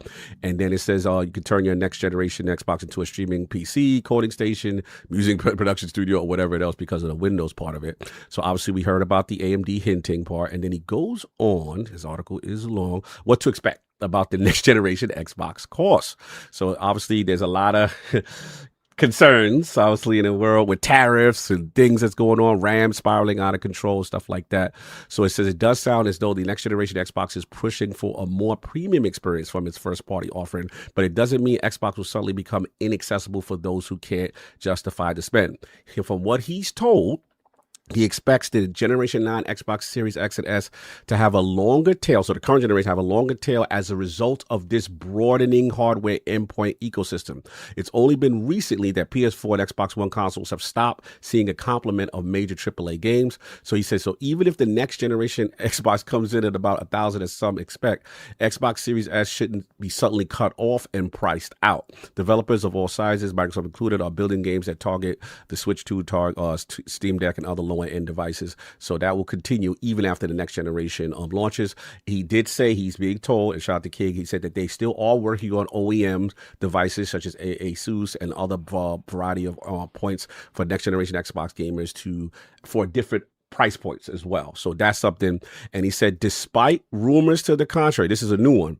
He's being told that Microsoft still wants to make a first-party Xbox handheld. I thought that was off the table. So it looks like that's back on the table, even if the traditional next generation Xbox console is the focus for now. All right, what else you got? It's how ambitious it's going to be.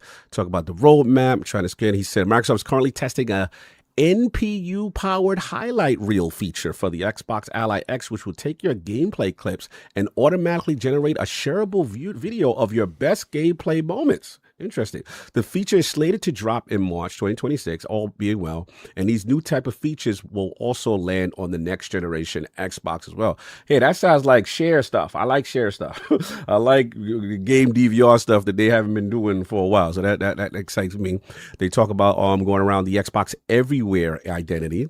All right, I'm skimming. There's a lot of information there. Please, this article is dope. Go to Windows Central. He's got a lot of info there. Also, let's see. Microsoft's also been open to work with different platform developers. I know that Epic Game Stores definitely said they want to be on the device. And then what else we got? I'm trying to get some more fun. Again, this is article just came out, y'all, so I'm just reading off the fly. Excuse the unprofessional podcasting. He says, so pretty much open up the Xbox to OEMs and wider Windows ecosystems could help Xbox and its partner deliver more curated, tailor-made experience for specific markets across different users, form factors, and price points, meaning players is now are in the firm primary aim, both in terms of software. And he said the fundamental vision of the original Xbox revolved around bringing Windows to the living room. In a way, we've come full circle here. It's Microsoft's most ambitious hardware plan since the inception of Windows itself, but also the most risky. It's incredibly exciting on paper. Let's see if Microsoft could pull it off. So this was my topic. I'll just get my balls off really quickly. Obviously I got new information. My initial information was just the Lisa Su joint. So I'm going to say, to me, before Jez's article, I felt that was a controlled leak. And the reason why I felt it was a controlled leak is because, let's be honest, Xbox was in the news for not the good things, right? Every quarter, hardware down 30%, 20%, this, that, and that. So I think negatively from a PR standpoint, they didn't like that. Obviously, they've already told us, I think through Sarah Bond, that they were coming out. But let's be honest, there's been so much damage to the brand. People are like, but are you really coming out, though? If Microsoft Gaming say one thing, y'all ain't coming out. You know what I'm saying? So I get it. And then obviously, with AMD, the reason why I feel this is a control leak is because we do know contractually they are doing the next generation consoles, plural, with PlayStation 6 and Series, X and S. I mean, Xbox Magnus.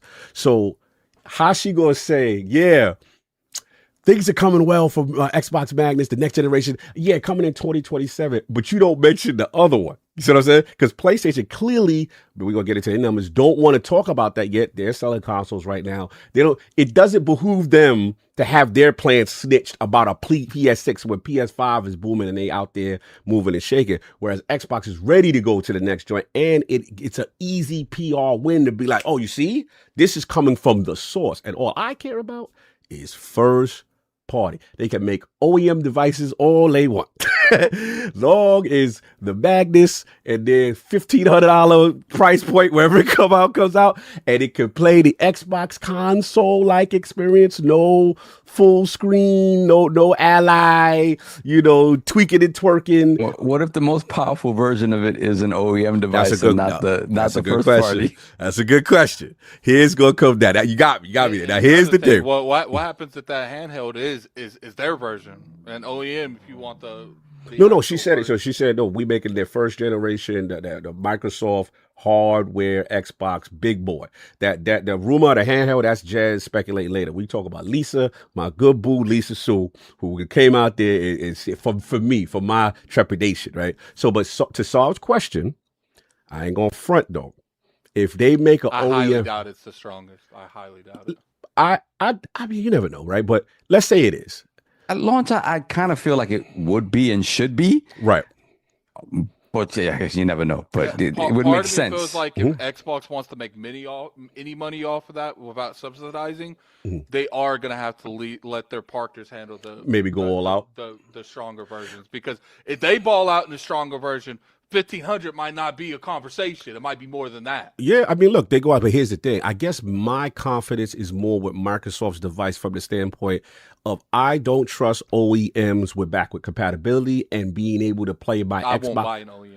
Exactly. So my thing, I already did I've had OEM already. Facts. When I used to work at a call desk, do you know how often we would have conversations with similar situations, and how often we would say, "No, it's not us, them." Yes, that was Dave. Exactly. Like I'm not playing that game. Facts. Like, it would be like I want one person to talk to, not two. Could you imagine, like, if you have an issue with the ally and they'd be like, well, that's ASUS and you got to go holler at them and it's Armory Crate. We told you what we thought it was the problem could be. You know what I'm saying? Like, I ain't dealing with that, bro. The game's not working. Well, that's an Xbox issue. You call Xbox. No, that's an ASUS issue. Apparently something's wrong with their CPU that's not letting you load it or something. Right. Now the chat is saying, shout out to my man Junior 5 Mike. He said OEM is looking to offer the cheaper option. Look, they could offer the cheaper option. I guess for me, like I said, I just care about the UI, the console-like experience. What is mimicking my Xbox Series X and S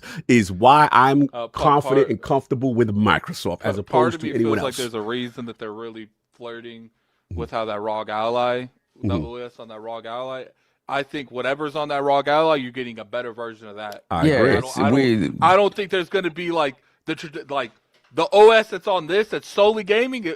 This is an antique.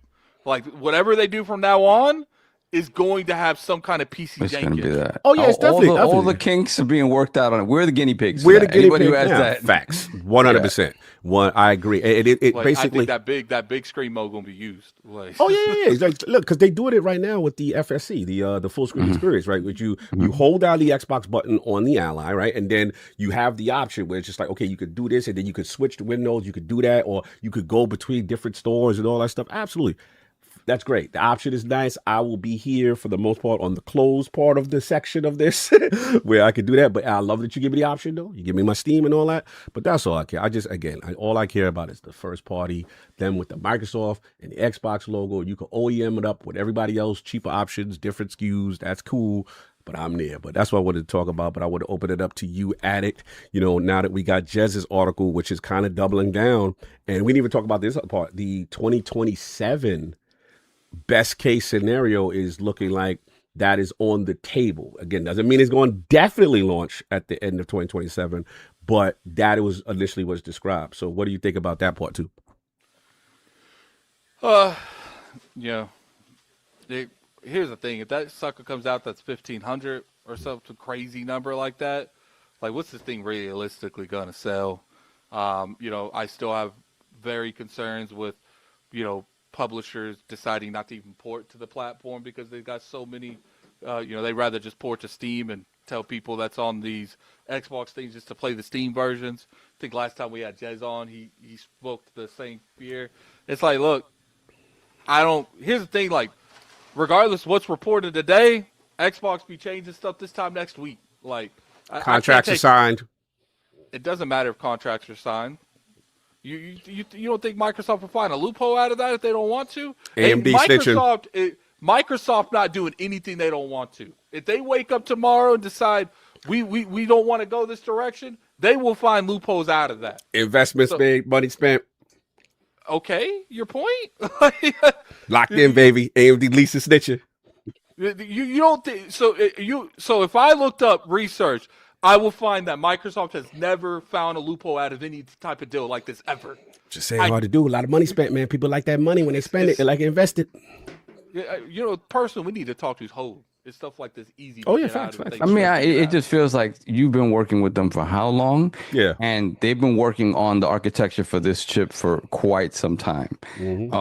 For you to back out of that, because remember what happens then is that all of that architecture now, this bespoke SoC they're building for you, now they have to figure out a use for it elsewhere, and mind you, they will, but there has to be something in the contract that says you give us X amount of money. It's probably a penalty fee.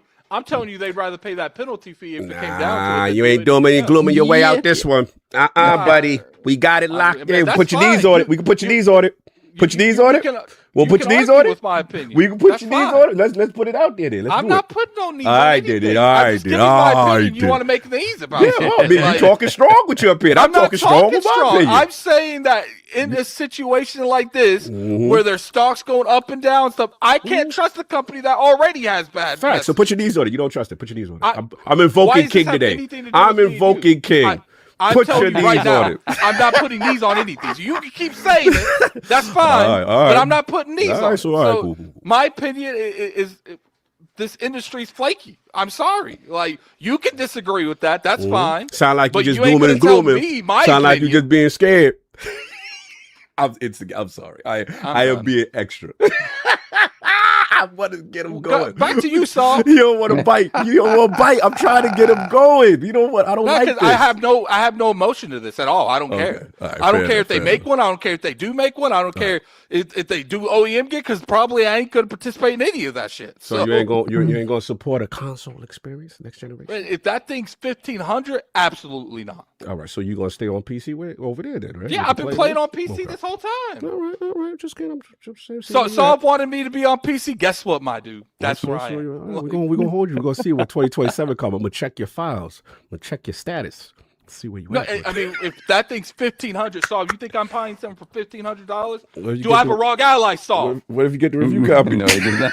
No, a review copy's different. Oh, review copy's If I've been censored. No, I'm talking about from a monetary Nah, you gotta value. refuse it. You gotta stand up. No, He's a stand-on me business. refusing to spend $1,500 is different than me getting a review unit to review it. Completely different ball. Nah, you gotta stand up. You gotta be PC Master Race, blood in, blood out. You know what I'm saying? I have What is it disagreed. called? I have disagreed. Mafia Honda. I have disagreed with so much stuff involving games, and I still reviewed the game because that, at the end of the day, that's my job. Me personally, I wouldn't spend $1,500 on a console. Fair enough. So we just gonna slide you with and get you in there so you be there. Okay, sorry. I'm done messing with you. And last question. So in reference to the release date, Addict, what do you think? What's your guess with all the RAM stuff going on? Do you think they can hit 2027? Do you think 2028? Because right now, one of our topics is the Steam Machine, and we're seeing right now they kind of on a waiting pattern when we get to it. Like, so what do you think in terms of how they handle that? Do you think they may have something in their sleeve to deal with the memory issue to try to bring the price? They delay that sucker because here's the thing: I don't want them to cancel it or not cancel it. I'm saying the terms of Amy Hood, Satya, I wouldn't put it past them. That's all I'm saying because clearly they're the ones running things. So if they decide to wake up one day, because clearly they be making decisions on the fly, it wouldn't put it past me. So it's just like, and it comes to like the dates, whatever makes that thing cheaper, that's when you release it. If you got to wait an extra year, do it then, because the thing is like 1,500, you might sell 10 million. Yeah, we know that. That ain't. This ain't no mass market. But the thing is, the mass market part of it is what incentivizes developers to publish even on your platform, and that's my biggest concern with the whole aspect. Is what's the point even having the platform when people missing your platform more than they're missing it now? Because you got 35-something million users that you still need to monetize. You're not going to walk away from that money. So you're giving them an offering, and you're a publisher. That's what the current market, if that is stronger and they start eliminating some of these older, I'm talking like next gen only titles, games that is going to take advantage of like whatever the next PlayStation is. Those are the games I'm talking about. And it's not going to be a lot of them for a long time because we've even seen cross-gen games now. And it's like 5-6 years after the launch game. I'm worried that once we start seeing next gen only titles, they start looking at that install base with side eye. So, hopefully that don't happen. But to me, we are already seeing it a little bit. At the Video Game Awards, we saw a bunch of games that come to Xbox. Mm-hmm. No, I feel you. I'm sorry. You finished? I didn't want to get you all your balls up before I get this off. No doubt. Solve, what is your thoughts, man? The AMD situation with Lisa, obviously, the announce, and then obviously Jez's new article in reference to him getting more details and also saying that they're planning on extending potentially this generation a little longer as a result of seeing what's going on with the memory climate, and then obviously all the new features potentially of this new Xbox and how it would be from an operating system perspective. I mean, I kind of agree with you that it does feel kind of like a controlled leak because of all the negative press that's been going around the past month or so. It makes sense to, put messaging out there that makes it clear that they are still on track for some sort of next generation offering, right? And they haven't, shelved that completely. So I mean, 100%. It feels like, okay, if you were shaky on what the platform was doing and you still sticking around, and you still wanted to see, and you haven't picked up and left, this bodes well, right? And the idea of it being exorbitantly priced and, in this sort of crazy architecture, that's all stuff that's been out there already. So that's a conversation that's been happening. So that isn't anything new. I do worry about this idea of extending out this generation when this generation is essentially dead for them. So you're sticking around, giving, let's say, PlayStation internally has said, hey, we're going to hold off on the 2027 release because the price of the console would be exorbitant. The price of this handheld would be exorbitant. Now you're putting yourself in a position, potentially, in a position where you're now don't have any advantage in the marketplace, coming out earlier, whatever, being more powerful in the long run, which there's speculation that is the case, that no matter when they come out, like these specs are kind of somewhat set in stone. Yeah. So the idea that Magnus will be more powerful than the PlayStation 6 is kind of already out there. But again, a lot of it has to do with how long you hold on to it, right? I think when we think about when you look at a situation like what Nintendo had with the Wii U and the Switch came out of necessity because of how poorly the Wii U did.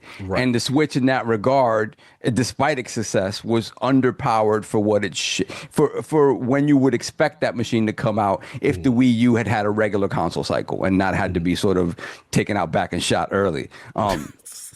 So I mean, what I wouldn't want them to do, no matter what, right? Even if they're saying that, hey, we're not competing directly anymore, this is different, they're not what we're worried about. You would still like a scenario and circumstance where you're coming out and there's no brand new PlayStation on the market that's usually coming out within a week of when you're releasing. Because that's the way it's been. That's the way it's been for the last 2 generations. Simultaneous launch. Right. So, so that worries me because, again, you're extending out a generation out of necessity, not out of, hey, there's still good games coming out here. Hey, and not saying that good games won't be coming out during that time, but to Addict's point, this idea of, more and more games missing the platform because it's not worth it to developers to make a version of X game because of how poorly it'll probably sell on the platform. It's a worry when you're saying, hey, the Xbox Series generation is is officially gonna be, out there till 2028, 2029, with nothing else in sight yet, right? And whatever else you're doing being delayed until prices can level off where, even if it is exorbitantly priced for a console or a console like, PC hybrid, it's still not, a $2,000 piece of equipment that's going to, have people rolling their eyes. So they're in a tough spot with that. When it comes to the hardware stuff, it's impressive. Like, right, when you look at the spec stuff, like for sure, yeah, Zen 6 RDNA 5 architecture. They're talking about the potential of 48 gigs of GDDR7 memory on it, on a 192-bit bus. Like, you're talking about something that's a really, really, a pretty powerful machine. What do you think the graphics card would be comparable to? If you had to guess, if you just throw it out there, it's PC Master Race all. Let's say RDNA 5. What you think? I mean, in RDNA 5, you're looking at you're probably looking at. If you're looking, if you compare Jason Rado and them cooking 4090. What I'm getting 4090 with this. It's probably closer to 5090. RDNA 5. Oh, we definitely paid $2,000.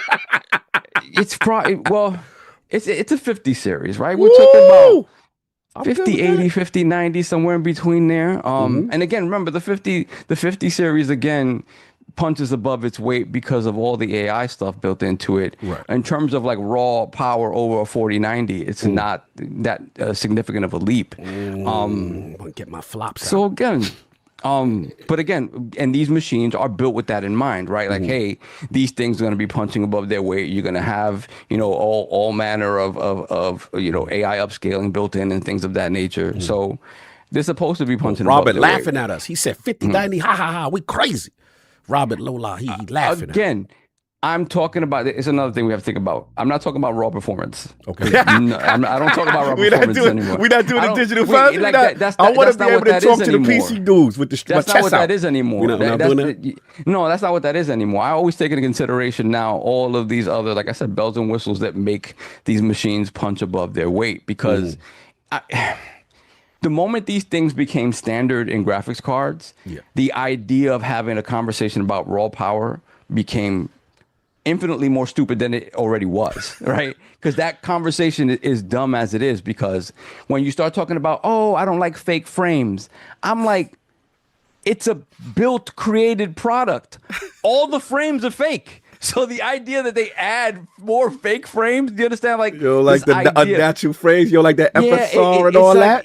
Because at the end of the day, what you're getting, the only thing that matters is what your eye perceives. If they can make it so that your eye perceives something to be of a higher fidelity or at higher performance with less overhead on the hardware, why would you not take that? I want to talk about talk. I want to talk about flop talk. I want to have raw flops. My flops is bigger than your flops. Yeah, off the vert. And you know me, I've always had a problem with people talking to me about raw flops and this, that, and the other. And you play on console, like, come on, man. I feel attacked. I can't with that. Like, if you're playing on console and you're arguing power with me, this is no argument. That's why, like, on my flops. the past couple years, the conversation's been so much like, console conversation been so much like PC. I was like, Might as well just go away. Might as well just go to PC. Like, nah, son. I want to be able to tell y'all PC dudes we flopping out here. We He said big I with only it. want free range frames in my games. We natural, son. All natty. All natty with the frame. with the frames. Yo, it was All crazy. natty. It's funny. I saw a clip of Whippoorwill the other day. I don't know who it was. But it was BG talking Shout out to about BG. like he was arguing with somebody on the panel about how because the panel player is a PC player, is a console player, right? Yeah. And he's saying like, oh, this guy. I think they were talking about Resident Evil Requiem. And it was a thing where it's like the console player is like, oh, I'm going to use ray tracing and everything, and my version is going to look better than your PC version. And BG's argument is like, I can already know how BG. Oh, I already know BG's about to go in. What so BG funny said? 'cause Knowing BG, he interrupted the whole podcast flow. It's like, no, we about to go at it over this. No, dude. BG was very calm, and he was very calm, and he was explaining. He was like, my PC version that I'm not gonna run with ray tracing because ray tracing is overblown. It's too he's taxing. Not a fan of ray tracing. because of the it's resources. too taxing. It's too taxing for what you actually get on screen. And he's not wrong. He's not wrong. I love ray tracing when I can do it. But if it's bringing down my performance significantly, I'm not doing it. I'm just gonna go rasterize and go now. There are more and more games that have full-on ray tracing and no rasterization pipeline, and then you're in trouble there. Where at that point, if your machine can't handle it, then you have to make a decision whether let me go to console where they've already figured out what baseline they're going to use or whatever. But it was hilarious, this conversation that you're telling me that your game on console that is compromised already, because that's what a console is a compromise. When Richard Ledbetter tell me that I'm going blow for y'all, I'm going to use these stats in your face. God. Yeah, no. And so again, it is going to be for what it is. And I've always talked about this when we talk about this hybrid Xbox. If they can find a great price point for this, where for what it gives you power wise, it is it is outdoing a built PC or whatever of comparable power. Yes. And you're able to do it at, anywhere from like a $200 to $500 discount over what building that PC would cost you. Then they have something there, right? And they would have to market it that way and have to really talk that up for people to understand kind of the quote unquote value they'd be getting out of a piece of hardware like that. But I don't know that's the case, right? So we'll see. For me, this was always something that was going to be messy. It was always going to be messy because any which way you look at it, and we still don't know what this looks like, right? That's the other thing, the form factor. Right. Form factor and even what the UI stuff looked like. Because again, like we said, we're on that Xbox Ally X and we're seeing the steps that are being taken to try to create an end product in terms of UI and how this stuff works. And at the end of the day, what I've seen is that ultimately we cannot figure it out in a way where it's just this UI sitting on top of Windows. It really is separating them out, kind of, where it's like if you want the full PC experience, there's going to be a lane for that over here. Right. But the console experience will be running under and this very sort of abbreviated version of Windows with baseline operations going on, trying to make it as console centric as possible. But they still have not been able to figure out the like the perfect mixture of it, where it's like Windows is running seamlessly underneath it. Uncharted territory for sure. I do feel that this is the way to go, because say whatever you want about SteamOS, right? Say whatever you want about it. It is a translation layer over Windows, right? We've already learned and figured out that people, like devs, are not going to build their game on another baseline operating. Say, like, they don't want to do that, right? So what Steam figured out is, okay, we'll make a translation layer, a Linux translation layer, where essentially you have still Windows running underneath it and Linux on top of it. And that's great. But if Microsoft is able to figure out a direct line that doesn't involve that buffer layer, that's where they want to be, right? That's exactly where they want to be. Because no matter what, you're creating an extra layer that you have to go through. And SteamOS is fantastic. It's absolutely amazing. And that layer that they've created is very console centric. Well, as close to console centric as we've gotten yet, right? I just feel that the work that they're doing here in order to get Windows proper there is the right move, but it's still going to take some time. It's undertaking. And I guarantee you that if this machine comes out next year, it still won't be 100% ready in that regard. We will still have complaints. We will still be beta testing right now with the RAM. It's just what it is. It's just what it is. But yeah, I mean, to me, look,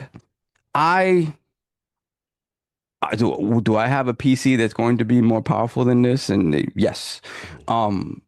Am I interested to see what it is? And will I buy it? And will it probably collect dust under my TV? Yes, it probably will. It is what it is. Are you more excited for this or the Steam machine, which is the next up? No, I'm not. Steam Machine, I appreciate what they're doing with Steam Machine to try to create a different avenue for the person that's already in Steam to access their games and play them differently, play them more like in a console-like environment. I appreciate it. Again, we don't know prices yet. And obviously the delay is speaking to the fact that they're trying to figure out a reasonable price point for this that doesn't really put it out of reach and kind of, kill it on sight. So yeah, I was never excited for the Steam Machine in that way. I appreciate them doing. The only thing that would have excited me about the Steam Machine is if it was console priced, which they made it clear that that's not it, because and I'm console priced, and I'm talking about console price when consoles are $400, $500. Oh God, yeah, that's not the reality anymore. Way back in the day. Yeah, way back in the day when consoles used to get cheaper as the generation goes on. So yeah, I'm not. Again, I'm excited to see the reaction to it. Reaction to the price point when we finally find that out. Reaction to when it's out in the wild and how it actually sells. The Steam Deck was something like that expanded upon what the Switch did. In a way that a few years prior to that, maybe the PC-centric gamer didn't feel could happen without it being an exorbitantly priced like boutique machine that cost like $3,000 and got super hot and stuff like that. And the Steam Machine showed that it could be done, and then everything jumped off after that. You had ROG jumping in, you have all these other boutique manufacturers jumping in, you have bigger manufacturers now, making MSI Claw, things like that. So that kind of kicked all of that off in a way that I don't know that we knew could happen, if the Switch hadn't done what it did. So that's a different react. To me, last number I heard was 5 million something, and it's probably upwards, probably closer to 7 now with the discounts and stuff. And they discontinued the original Steam Deck. They just have the OLED now. And at some point within the next couple of years, we'll find out what the next Steam Deck is, right? Yeah. And what that is. So to me, look, do I disagree with Addict that they could turn on a dime and be like, it's not worth it, we're going to leave it alone? If something really goes left, sure, it could happen. 100% could happen. And we've been talking about this for, the past year and a half, where it's like, yeah, if Microsoft proper decides that it's not worth it to them, that this vision does not feel like it's panning out in any way, shape, or form, I could see them just taking it out into pasture and forget about it.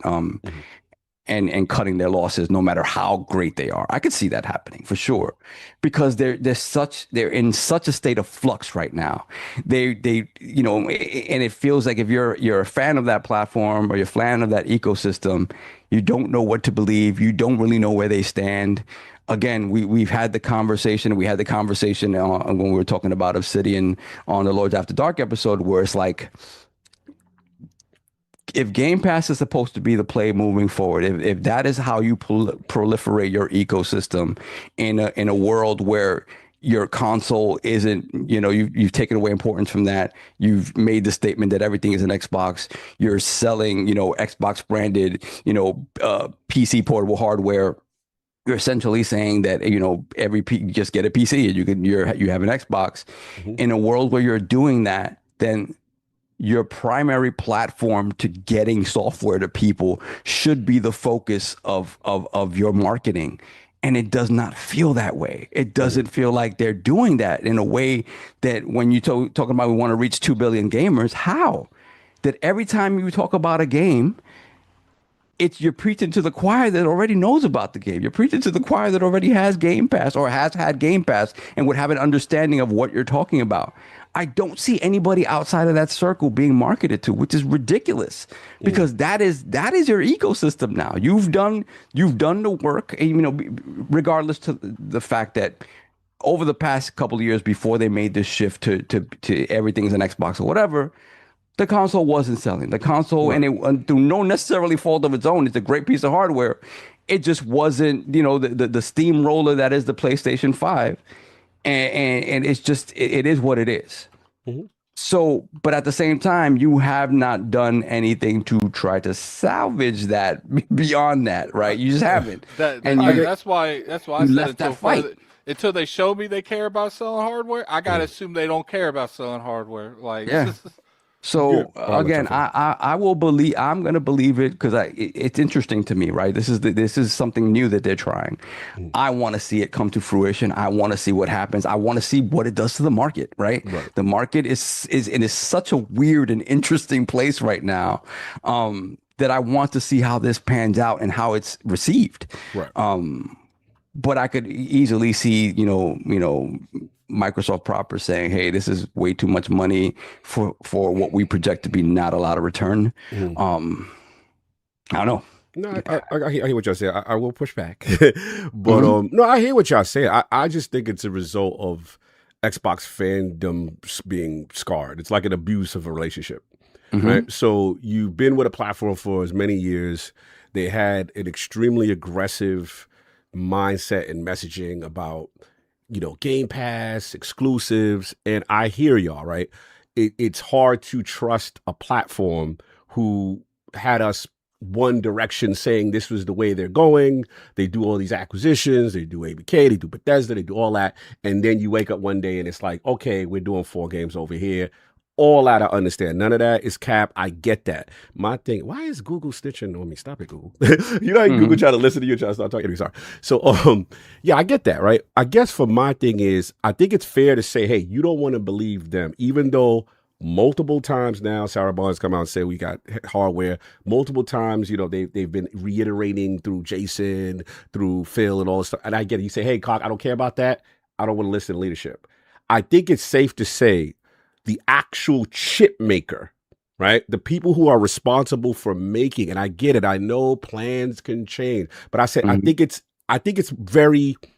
more solid for the person who actually is not in that building. It has investment for them to succeed. And again, contractually for these things to come out, because the longer they are held, I mean, that's money lost to walk away from something. So that's where I'm saying. Then the other thing is I will push back on the Game Pass thing, because they have shown that that's not the formula for them anymore. Once the prices rose up, right? And they like, yo, bro, $30 or whatever it is now.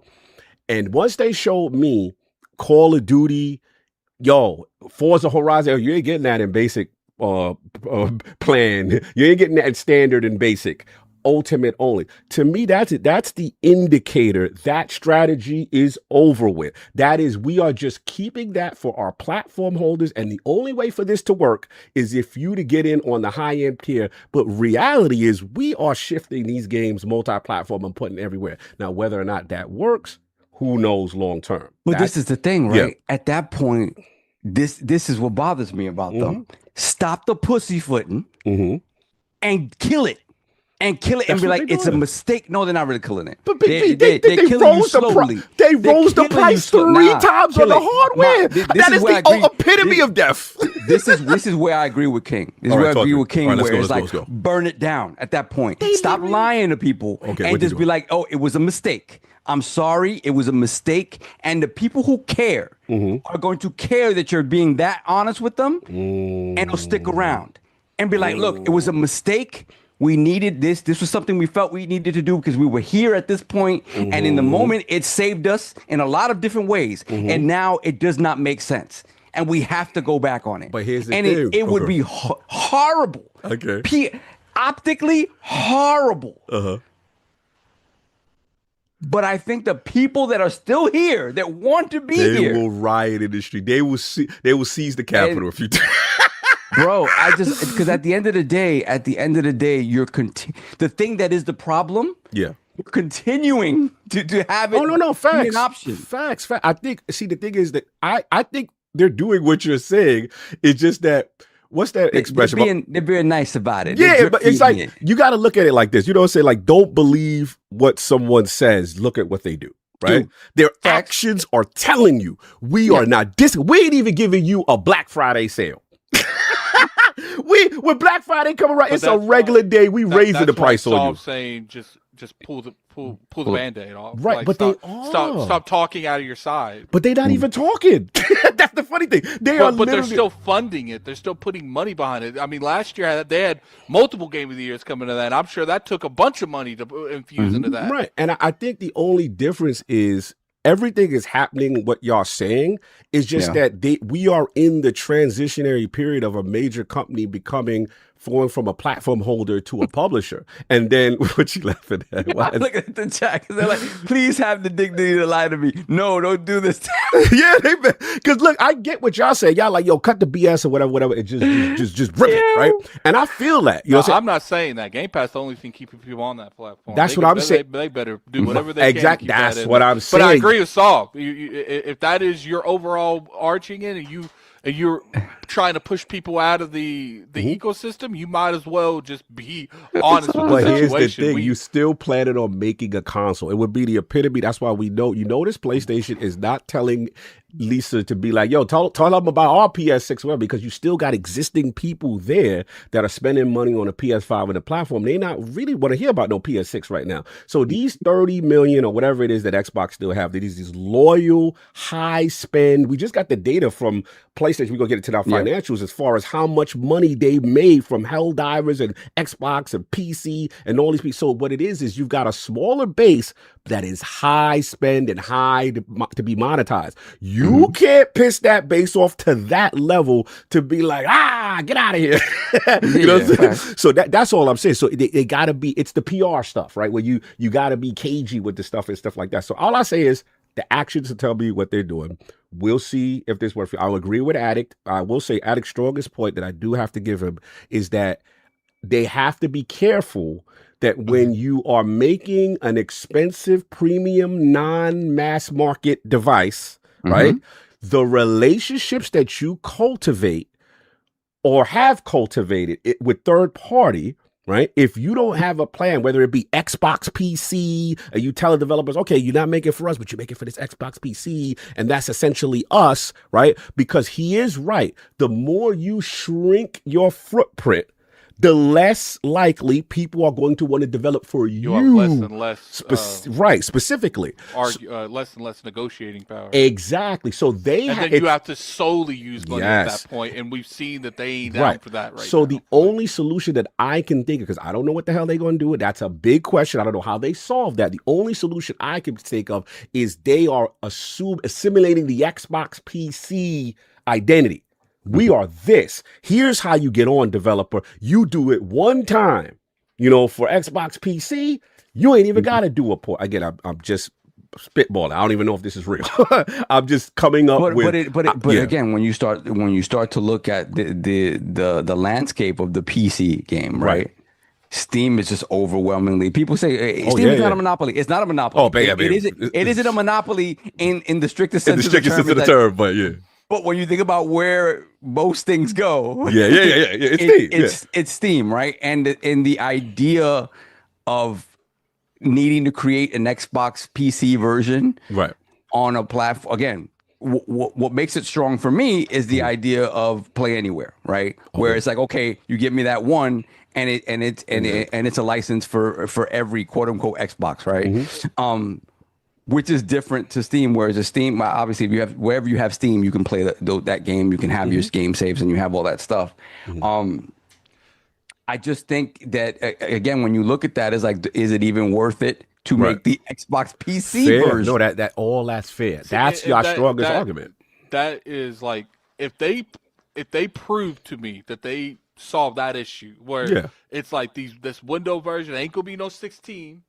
It's gonna run as well. I don't know if Final Fantasy VII remake was done the same way 16 was made, or that was. It seemed like they focused more on the optimization on that. But if that was done the same way, and it was them fixing the issues, and they made the Windows version, then now if I knew for a fact that the games, because at the end of the day, that's all I care about. Right.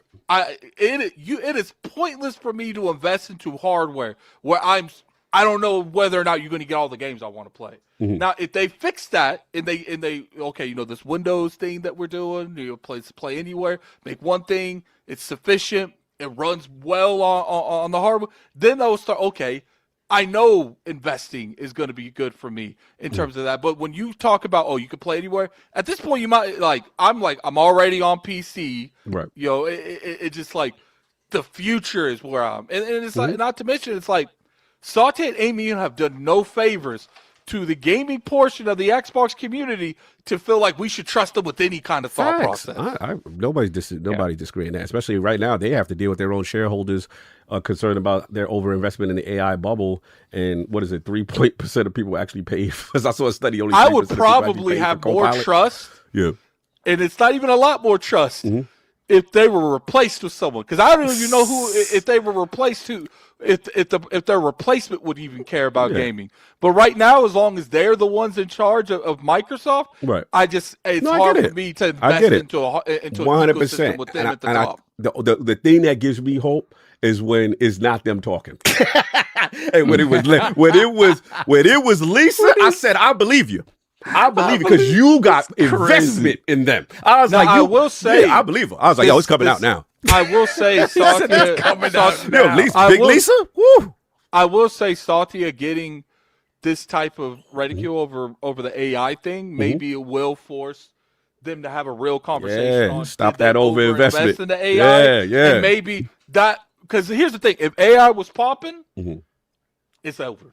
Oh yeah. If they were getting the returns that Sauté had thought in his head over AI, they already spent it off. It would already be over. They're like, no, we need all of that money to invest. We ain't putting a penny into gaming because we need all of it AI. But I will say, since AI seems to not be captivating as quick as he would have liked, he might Lisa. scale back some of that money and it goes somewhere else. When Lisa dropped her album, I was like, let's go. I wonder if I take you. See, home. I'm not. It's like I said, like, love, baby. see, but once again, like Lisa can say all she I wants. need it tonight.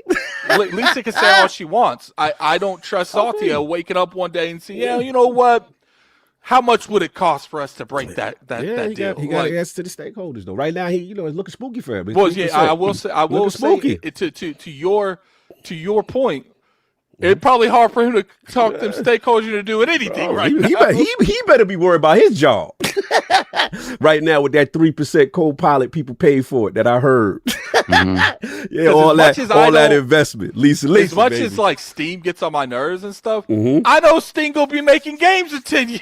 AMD. I wonder if I take you home.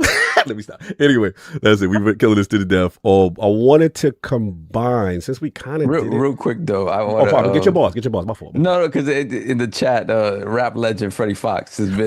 Freddie Fox. What's going on? What's happening? Because he's mad that people are not acknowledging the fact that people people always say, oh, Xbox has only sold 30 million consoles, and it's been being said that way for many years. So what's the new stats? And that number has to be. So he's saying it's around 45 million, right? All right, 45. And then how is 45 million not considered successful? Yeah, he's right. Everything's relative. Right. Like everything is relative. When your competitor is projected to sell more than twice than that, right? Your two competitors. Because I don't jive with that conversation that PlayStation and Switch are not competitors. You're competing for people's time. They're video game machines. They are competitors. Everything's relative. So yeah, in a world back in the day when the OG Xbox and the PlayStation, and again PlayStation 2 sold ridiculously, but I would say even before then, right? You're looking at like SNES days and Genesis days. Numbers like that look great. Everything is relative. We're in a different time. Wow. Once the threshold is broken and you're talking about consoles that are selling hundreds of millions of units, when you're at 45, 5 to 6 years into your console cycle, it is poor relative to what your competition is doing. No, so I get is it horrible? No, not by a stretch. Yeah, you're talking comparatively. Again, all of that stuff is also exacerbated by the idea that with Game Pass, game purchases are overall down. I do not want to hear that argument that Game Pass pushes you to buy more games. I never understood that one. Year one, we was lit. Year one. Come on, we had some data. Never math for me. We had some data, man. We had State of Decay. I will say, I never co-signed that stuff from day one. I always said the only thing that's helping, like if you were interested in that game, you were buying that game regardless if it's on Game Pass. But the only things it was hurting was like a lot of indie games. Because even myself was looking at some indie games like, I'll wait for Game Pass. I know that game. That game looks like a Game Pass game. We had 6 months to 1 year run. Like that, yeah. So, again, it's the issue is that in this environment, in this climate, ever since the start of the PS4 generation, PlayStation has been a rolling stone, just kind of just gathering no moss and just moving, even in moments where they did not deserve it. In moments where they definitely dropped the ball, in moments where they did unconsumer things, and it just is what it is. When you look at it, it is a platform that most gamers want, and and when you talk about most gamers, we're talking about not the hardest of the hardcore. We're talking about everybody that purchases the casual that purchases it afterwards, right? And those guys aren't necessarily buying first-party games left and right. Those guys are playing their Fortnites, they're playing their Maddens, they're playing their 2Ks, they're playing any other free game on there, whatever. And those are the people that are, that make up the largest number of purchasers of that platform. And it's just, at the end of the day, you would think it bodes well for Xbox in that regard because, or at least in the past, right, where you had a Series S option, which was the cheapest option on the market at the time. And you could say, hey, all I want to play is Fortnite. All I want to play is Rivals. I'll play is this. What's the cheapest thing I can do console-wise that I can, plug under my TV and get to those games? I just got some inside baseball. Somebody hit me that I shot that remain nameless. It was actually defending you. It was like, just listening to y'all. Ain't no shot they got 45 minutes. Somebody defended us. All right, cool. So who was the one that said 45? Who was the one? That It was Freddie Fox. Yeah, Freddie Fox. I got some inside baseball from some people. From you know what I'm saying? somebody who wouldn't some know. high up that wouldn't know. There's like, Cog, I'm listening to y'all right now. Ain't no way. I was like, all right, cool. I normally I don't blow this person up, but it was really timely, and I say just that information. So shout out to you know who you are that's listening. Appreciate that insight. Again, so even if They it said is they had under that 45 number. or No, they didn't said have ain't no no shot way. they don't have. 45 right now. I just got some inside baseball on that one. You know, At the end of the- those should Keep remain your nameless. expectations in check, my dude. Yeah, they Yeah. got at Freddie Fox. They got at you right there. Yeah, man. I mean, so again, it's just I get it. They even before they decided to step on their own baby, it wasn't going great, right? And it, like I said, not necessarily through any fault of the machine zone. The machine's fantastic. We had that stopgap, but we didn't have a lot of great Xbox has games always coming made out. And they got good games, bro. consoles. They They've got the always game. made good consoles. Yeah. But they're, a lot of the Xbox One generation, some of the Series S and X, it was a game output. Now they have plenty of games, but the they don't have Xbox no One. hardware. Yeah. So yeah, man. What can I say? I will be there day one. Like I said, even if it ends up collecting dust under my TV, because it's an interesting pivot, and it's never been done before in this way. And I will always give them this. They've always been the risk takers. They've always looked to the future and be like, hey, what do we do to differentiate what the status quo is? OG Xbox obviously talked about it ad nauseum, but hard drive in the machine, obviously Ethernet right out of the box, like things like that. Obviously the Dreamcast kind of started with some of that stuff as well. But they've taken risks and kind of created baseline paradigms for where we are now because of those risks that have been taken, and now they're kind of they're trying to do it again. But from a position of weakness in that regard, where people aren't looking at them and confident in what they're going to do. But I get it, and it's all damage done, to themselves in the pivot, and I get it. And I just think, ultimately, if you're gonna go out, so to speak, right? Yeah, you're gonna go out. You're gonna transition. I think to me, I would rather you transition this way, as opposed to the eras where we're from, where you wake up and you're Dreamcast and you're dead and there's nothing else, you know what I'm saying, kind of thing. We're just in an unusual time where it's like, okay, you're going to be a publisher, but you happen to have an off-ramp that is a console, and you know that console is not going to be a mass market device, and you know it's going to be expensive, but you're giving this option for people who want to still stay in your ecosystem and upgrade, so to speak. And we do know that this, what is it, the 9th generation? What are we currently, the 9th generation? I forget. Yeah, but, this is 9th. Yeah, so we know that this generation, and in Jed's article, he made a good point, is that this is an unusually long generation for two reasons. One, we've never had a situation where price hikes and stuff continue to go out throughout the generation, but also we are just now, how long are we into this, 5-6 years, getting PlayStation and 5 and Series X and S only games with like a Battlefield and stuff like that. The majority of this generation has been hindered by extremely sticky past generation that wants to stay with cross generation. That's one of the reasons that the consoles on both sides weren't selling. Exactly, because it's as like much this, as they normally do. Right. Because it's like, why buy it? 100%. So to me, it's just the way I look at it is a very high enthusiast group that will jump out there day one, but definitely not mass market, especially for that price, and but the key is the games, the ecosystem, in conjunction with them being this, multi-platform holder, and we have to see if the numbers work. I don't know if that future works. I'm with you, Solve. I don't know if that. I'm not going to sit here and be like, yeah, I see the vision clear as day. Yeah, do you think I? Yeah. But at the end of the day, it is a fair thing that I feel if anybody has a shot to do it based on their Windows connection and the synergies involved, it's them. The question is the question that always comes down to them, my final point, they always tend to be clairvoyant in where the industry goes. The question comes down there, are they too aggressive or have they landed the vision in its totality and smoothly so that it's a clean pivot and it works? As opposed to they do something, someone else did it better. And then, you know what I'm saying? We were like, yeah, they was first, did it better, but someone else did it better. In the proper time frame. And Correct.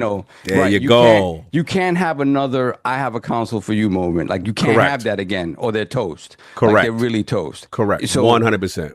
my hope is that they've learned that, right? And we are the pivot is at a time where the people like are accepting of it in a way. Like again, we always talk about this.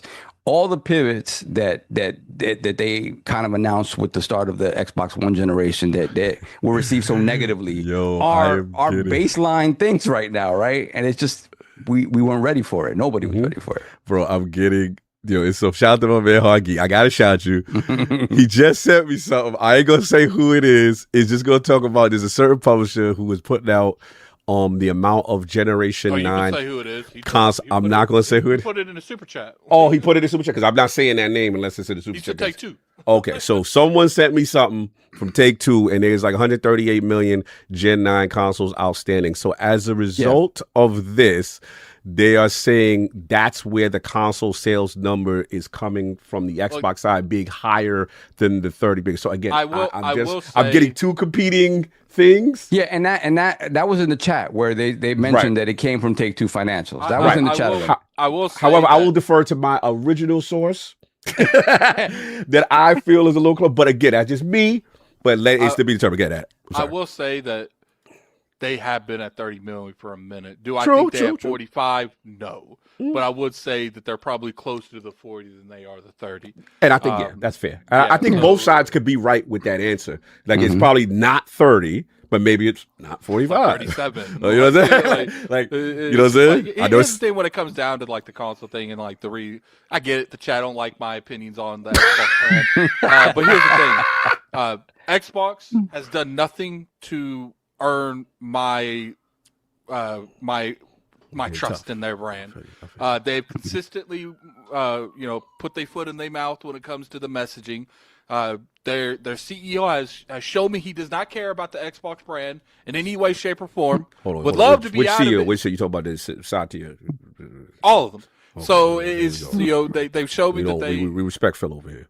No, I'm talking about the people Microsoft in the building. I got you. Fair Not the people at Xbox. Fair enough. I just wanted to they've showed me Amy Hood that all of them don't care. So it's just like, look, until I see that console in stores, I feel you. I gotta assume that every day Sartia could wake up on the left side of the bed instead of the right. Yeah, we got you. You've been dealing with a deceptive girlfriend. And it's only right that you don't trust him after she said she was going to be loyal. What's funny is like Cog always be telling me that you gotta think, you gotta listen to what they say. What they say. They're telling me they don't care. Right, and then what I'm telling you is Lisa saw them.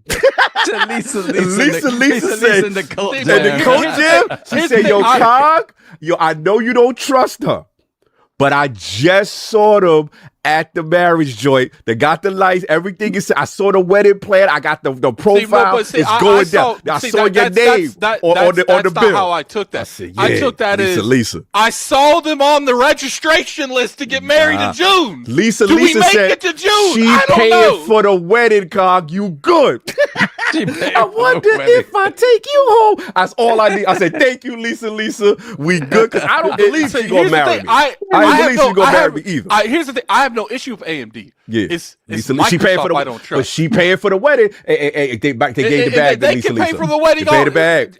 People get married all the time. They don't show up to the altar. She got the money. She said they got to follow through. She said you That's good. Fine. That's she fine. said you get that ring in 2027, 2028. People cancel weddings all the time, especially when the groom ain't She already got the bag. She got the bag. She said, "Yo, you paying." She can't get out. Wake up one morning and be like, "Yeah, you keep that bag." And the contract is saying you don't get your money back. You go to get married. Santi be like, "I'll see you in court." For sure, there's consequences to dissolving. Consequences, baby. We're doing a Vegas wedding, baby. I'm not in the mindset to think that Sartia ain't prepared to deal with that if he had to. Like, so Sartia will wake up one day and be like, I want to double dip on AI. Where can we get the money from? We know he can't do that now. No, see, but that's where it goes to your point where Salty might not have as much influence that he did 12 months ago. But I'm not going to sit here and act like, let's say Salty leaves and Amy Hood takes his place. I don't trust her either. So you can do the dance all you want. I'm in. You ain't stopping my flow. I'm in a good flow right now, son. Anyway, let's get to super chats. We bugging. All right, cool. And we got, let me see. Yeah, we got to roll back a little bit. Take me. Oh, damn, we got a bunch. Hold on. I love you. All right, we got Chancleta Mangu. Remember, for 26 months of LeBron's, I'm hearing a lot of skepticism around the one hardware manufacturer doing very consumer-friendly things. Why aren't we rooting for this more? Oh, yeah. I always felt they get, the bad end of the stick for some of the most customer-friendly stuff, but it is what it is. But they ain't we can't say that no more. They're not customer-friendly no more. No, they raised the price up. Yeah. Prices are, no, it's a wrap. It's a wrap. I guess maybe giving options, sure. Yeah, options. Yeah. But, and play anywhere. Got to get a play anywhere. Yeah. That's crazy. A Game Pass. Yeah. The Angry Therapist, $5 super chat. I don't think Xbox will back out of this deal. It would reflect badly on Microsoft, and they want that RAM for the AI and data centers. It's true. Everything goes back to RAM. And you heard about that rumor where they working with that memory company, some company that they got the memory stock, but we'll see. Oh, there's a rumor now that the PlayStation handheld is going to have 24 gigs of RAM. Are you serious? That's a rumor. That's 24 crazy. Gigs of RAM. So yeah, look out for that in 2029. Oh man. Quick gameplay, $2 super chat. Would bet money on the next Xbox than PlayStation 6. Sony equals broke. Yo, you messing. Let me see. Chris R55, $5 super chat. To be honest, because of how long we had cross-gen titles, it feels like this gen has only really started like 2 or 3 years ago. Yeah, I think the idea of generations, that concept has changed already. Like the idea of cross-gen being a thing for 4 or 5 years is just the norm, I think, right? And I think we can expect that moving forward. Like I don't really think, to the point where it's just fluid, I don't even think it's really worth the conversation anymore, because again, it just is what it is. Like, sure, like you will reach a point where if you're trying to do the highest of the highest in fidelity and stuff like that, it'll not run well on the previous gen console. But like I said, these machines now are kind of being built with those kind of things in place to sort of at least buffer that a little bit, right? So we'll see. I could see generations, quote unquote, cross generation being even longer than it is now. Let me see. Robert Kellett, $5 super chat. Yeah, an Xbox at $2,000 won't have the bandwidth to get those sales, even with meaty flops on the table. meaty floops on the table. Listen, man, it's only for a select few. You know what I'm saying? Just for those enthusiasts. Otherwise, they cool with you staying where you at or buy the games other places. Yeah, again, and it might mean something to someone who doesn't have a PC that can do what that machine does. And building a PC that can do what that machine does would be, whatever, minimum $300 to $500 more, if not more than that, right? Again, I'm not saying they're creating that type of middle ground, but it would behoove them to do that, if that's the case. Chancleta Mangu, again, $5 super chat. People who talk about fake frames thought they were playing native 4K on PS4 checkerboard, baby. If it's indistinguishable to the naked eye, that's all that matters. Facts. Stop talking numbers on console, please. There is nothing of raw power about a console. It's just not what that is. Shit, my man Country Big said Magnus gonna be in the VIP section of the club. Big Magnus, baby. And we have Project Aries, $5 super chat. How do we feel about the VR Steam frame as a Steam Deck on your face, or VR unit in general? Got to see the price and kind of really see it talked about in regards to the MetaQuest 3 and whatever comes after MetaQuest 3, if there is something after MetaQuest 3. Yeah, I think that would be the comparison point to me. But yeah, it's interesting. Again, price point I think matters here as well, like anything. But I haven't really kind of dug deep into what these specs mean and how it compares to what's out there. And it just kind of like, I don't see it as being a limiting thing necessarily, but again, price is going to matter if it's coming out at, and it's not quite what a MetaQuest 3 could do or whatever, things like that. So we'll see. No doubt. Son of Vision, $5 super chat. I'm going full PC with the next Xbox. I'm sick of all the thick laser mods only on PC. Yo ho, it's the high seas for me with Xbox. Master Race, go get it. Go get it. Then we have Lucius Augustus Rex, member for 53 months, Lord Bronze. Game purchases are down because the people who buy the most games have been pushed to PC. And when you do that, you go to Steam. I don't see no lies too much, I feel you. Then we got Freddie Fox, $5 super chat. So if that nameless person can say no way it's 45 million, he must know the exact number. Then so what is it? And then tell Cog, please say it with your chest.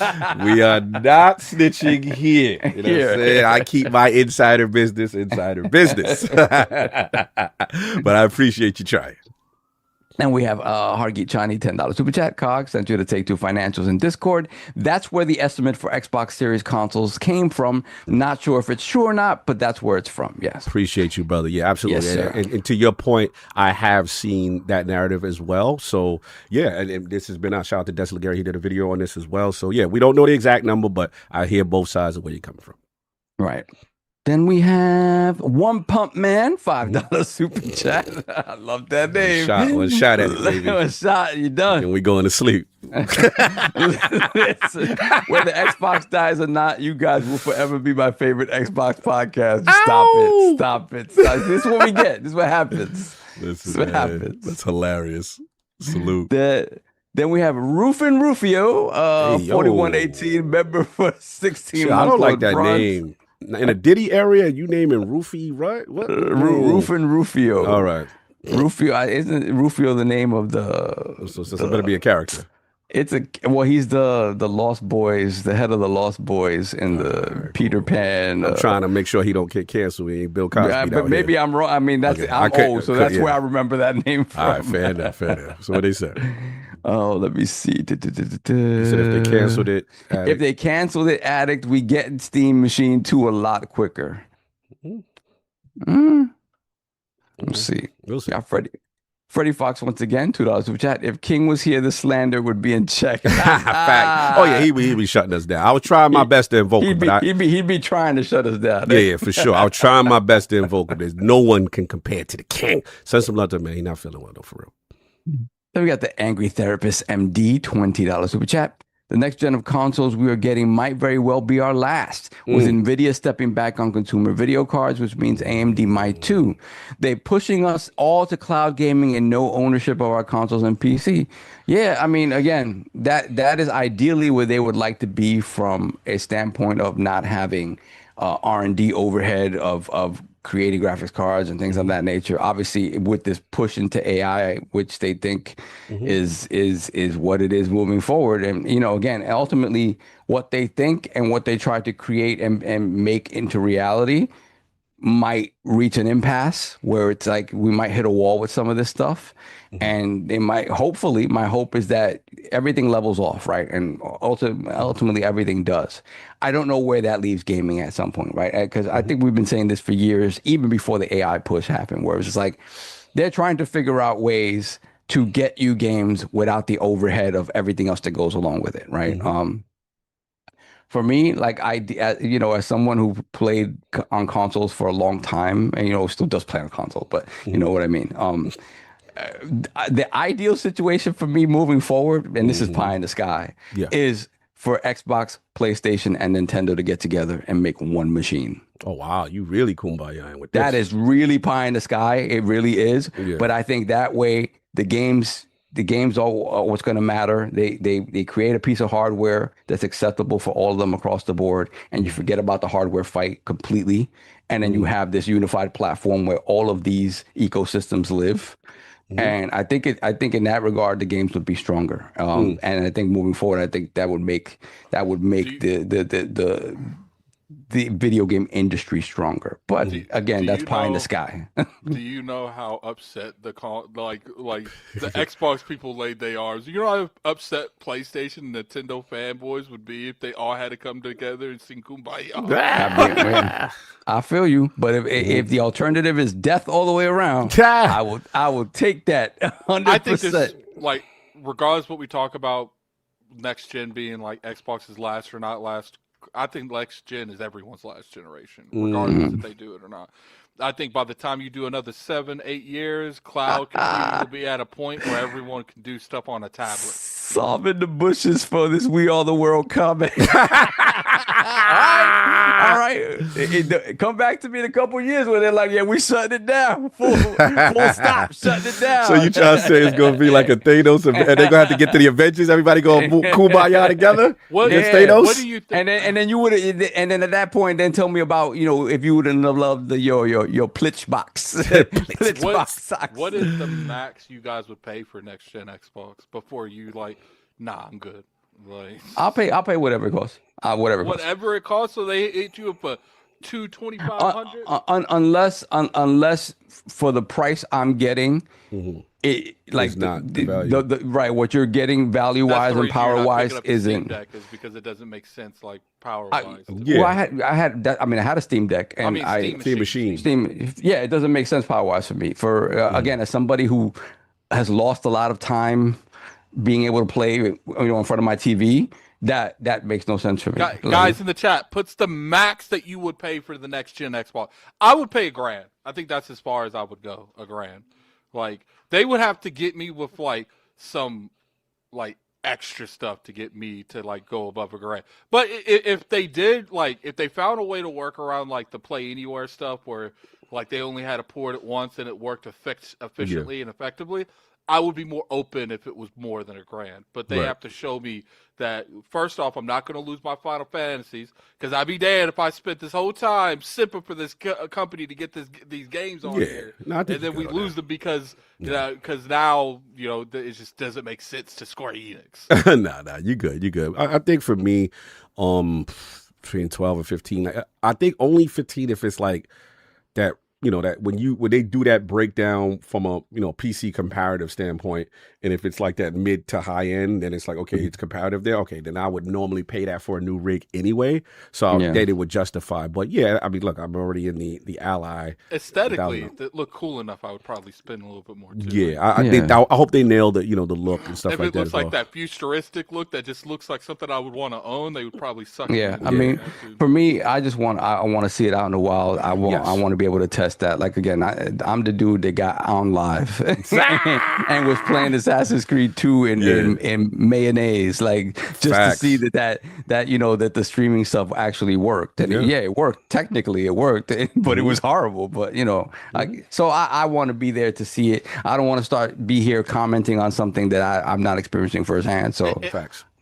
And another thing, like the I just like the next gen type of controller, like what they do with that. That would be important to the matter. It's like I want to be able to play on Xbox. There's certain aspects that, like, not focusing on hardware that they got to show me has been resolved before I feel comfortable investing into that hardware. I feel that. Like I said, you're the target audience they have to convince for sure. Yeah. Chancleta Mangu, $5 super chat. Hardware options, Xbox Play Anywhere, xCloud. Software options, whether you like Game Pass or not. If PlayStation and Nintendo gave us any of these, we crown them. You're 100% right. 100% right. You're 100% right. It's just that, again, where they are as a brand at this point makes people not care about those things. Except if you're benefiting from it 100%. But as a general sort of thinking around the brand and the ecosystem, it's not enough people that care. Right. And the fact that we talked about the marketing and we talked about the horrible messaging that contradicted, a lot of the action. So thus the distrust. You have Attic. You have a lot of Attic is not by himself on this. There are tons of people who feel the same way. We're just like, yo, it sounds nice. until I see it. You know what I'm saying? Until because we've seen so many changes with them organizationally that I can understand. You got to show and prove until we see it, kind of thing. So I get that.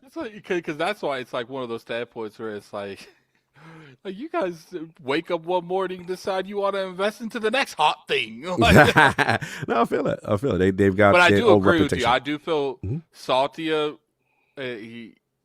I don't think it would be hard for him to convince shareholders to like double invest into anything right now. So. Yeah, I like him in a position of weakness.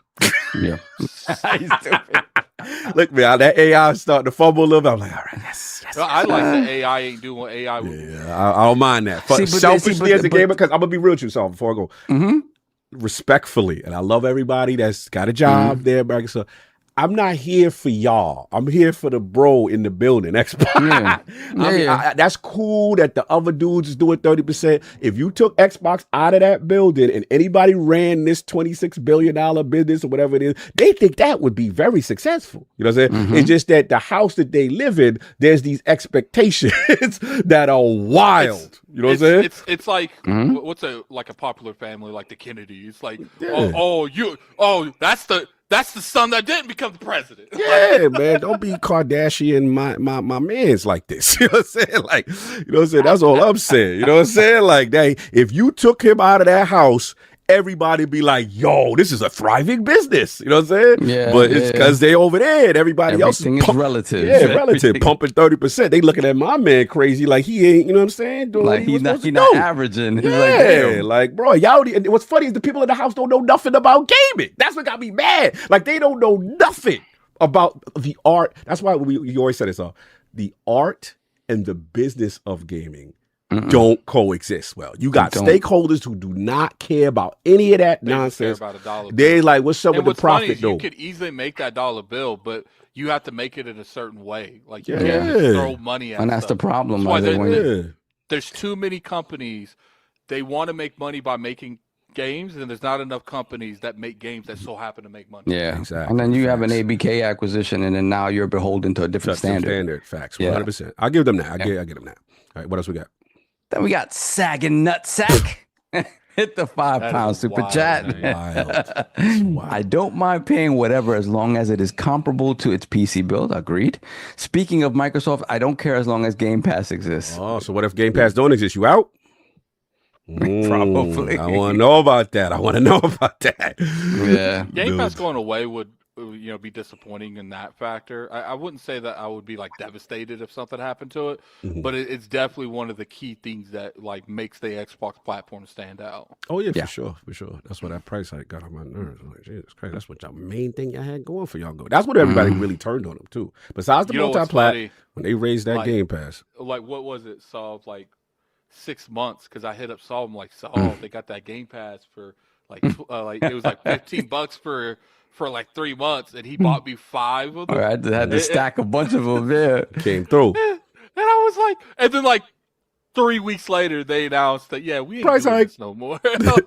Price hike. So we good? We caught up? insane. Yeah, we're caught up. All right, cool. Now, this technically was King's topic. I'm going to have to condense because I know we have bars, but I'm going to get the main things. You want to talk about the PlayStation financials. We're not ducking the fade, which they have room in the title. All right. So, shout out to Tweak Town. Man, Derek Strickland in the building. Good stuff over there. PS5 hit 92.2 million sales with 8 million PS5 sold over the holidays, yet still lags behind the PS4. The Q3 of 2025 results of Sony reveals that the PlayStation has now reached those 92.2 million units shipped worldwide. I'm going to say shipped because if King was here, he would say shipped with a strong word. I'm going to defend my man. Just how he would have said shipped, Cog.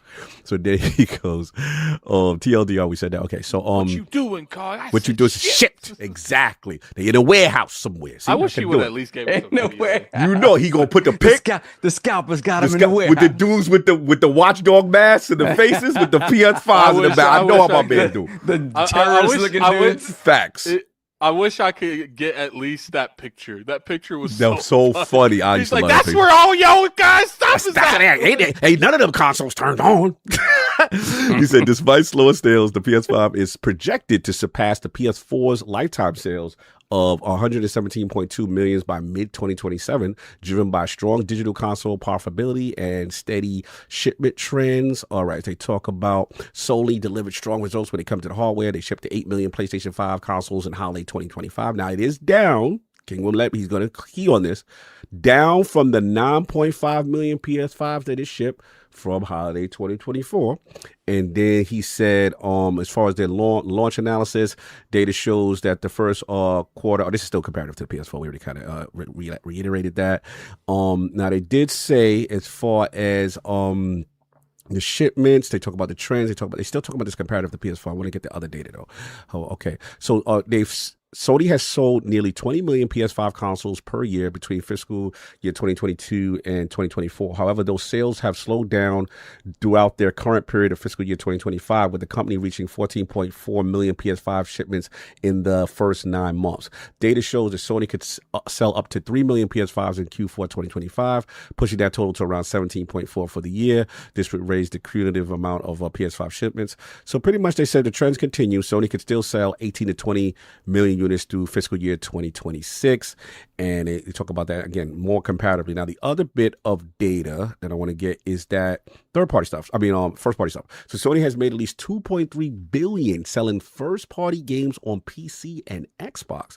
New data revealed by Sony indicates that the company has generated a cumulative total number of 2.3 billion from selling both sales on both the Xbox and the PC platform. They have a chart there. They talk about, Helldivers is mentioned in there. I see that as well. They talk about, now, as per Sony, their other software segment is defined as revenue from sales of first-party titles, including add-on content and platforms other than PlayStation consoles. So according to Tweaktown's findings, Sony made at least that 2.37 billion from selling games and contents on other platforms. And they said that's a cumulative total that runs from the first segment reporting in Q1 2022 all the way to Q3 2025, Sony's present holiday quarter. This is a long article. I'm just trying to parse as much as I can. They said research. This is from Tweak. He said he took the numbers provided by Sony and added in the various games that Sony released on Xbox and PC over the years. Some of the games on the list aren't technically first-party games, yet how exactly Sony makes this distinction remains unclear. Research shows, though, Sony considers Helldivers 2 to be a first-party game, despite it being developed by Arrowhead, and Sony considers MLB The Show series to be a first-party franchise. So Sony's efforts to bring its PS5 games catalog to PC has proven to work well over the years. Except for the show.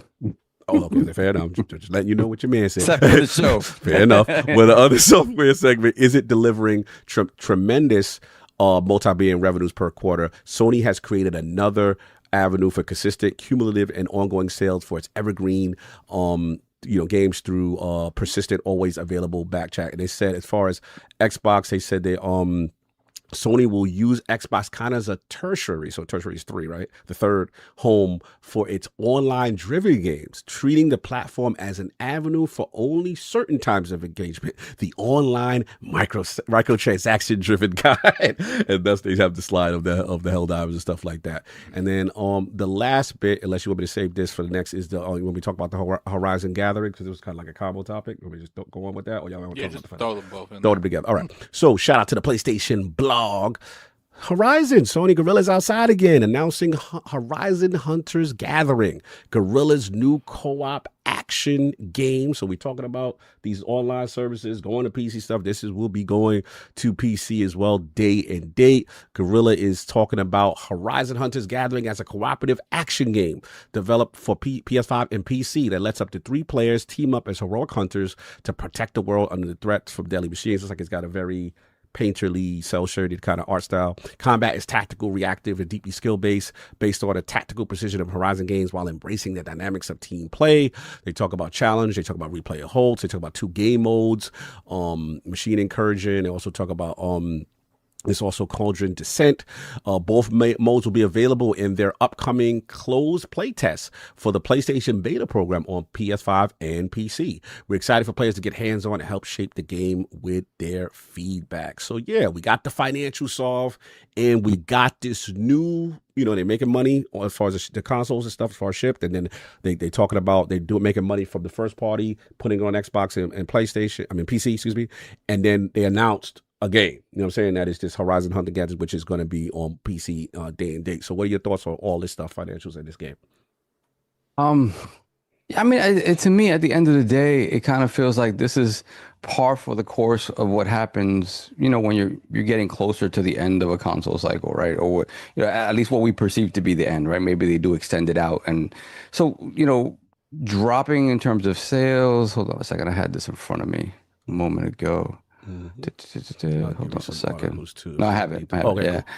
So, let me see. Revenue.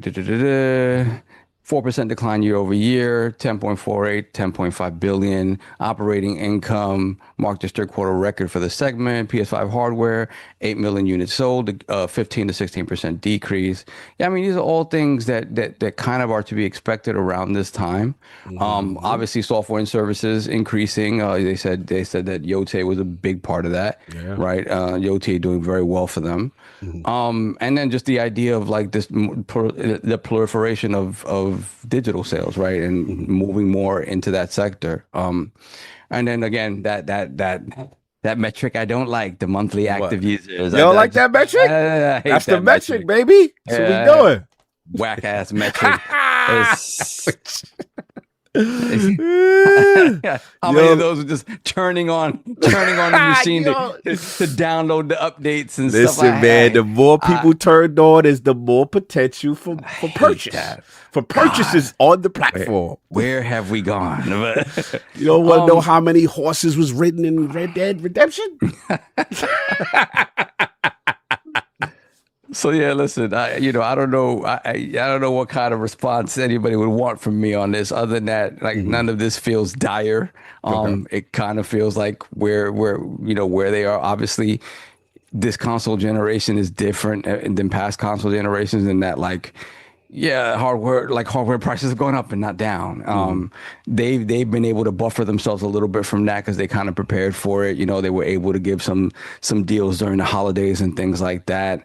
And price wise, have been able to keep it close to where it was at launch at the very minimum, which is sad to say, but it's a plus considering where the rest of the industry is, where Xbox is specifically in this regard, where we think Nintendo might have to go. So they've done a good job with that. And, 8 million sales is nothing to sneeze at. It's still on pace to outdo the PS4. So like all of these things, the decreases are things that make sense.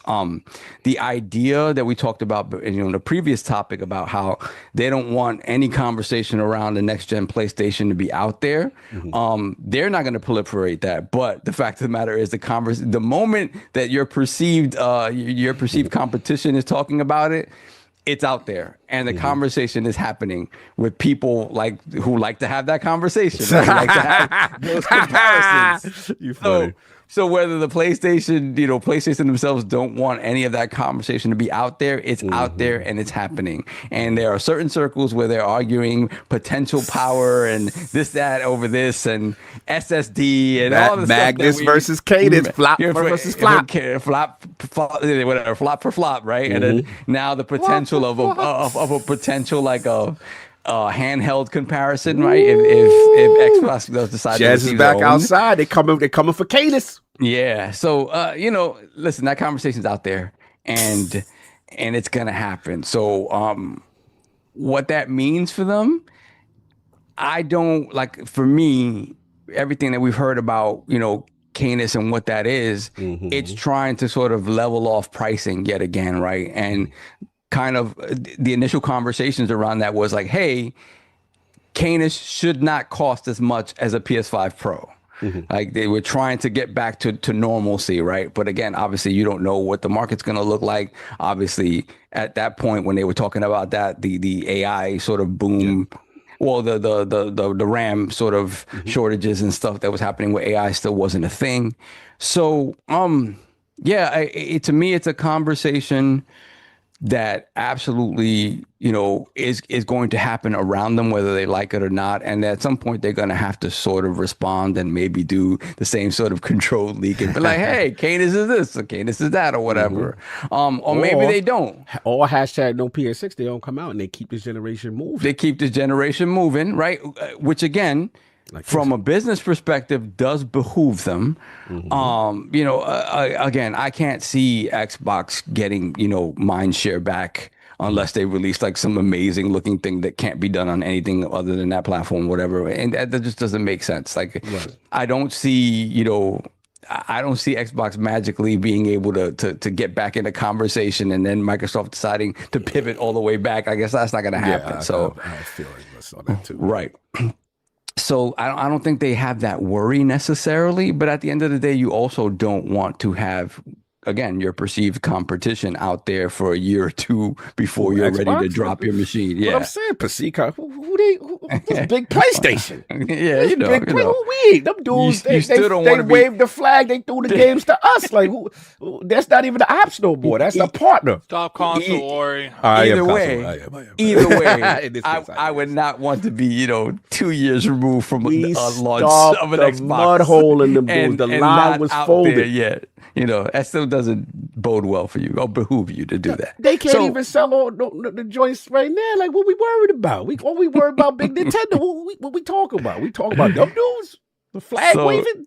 Yeah, I'm done. I ain't gonna console war with you. You ain't trying to engage.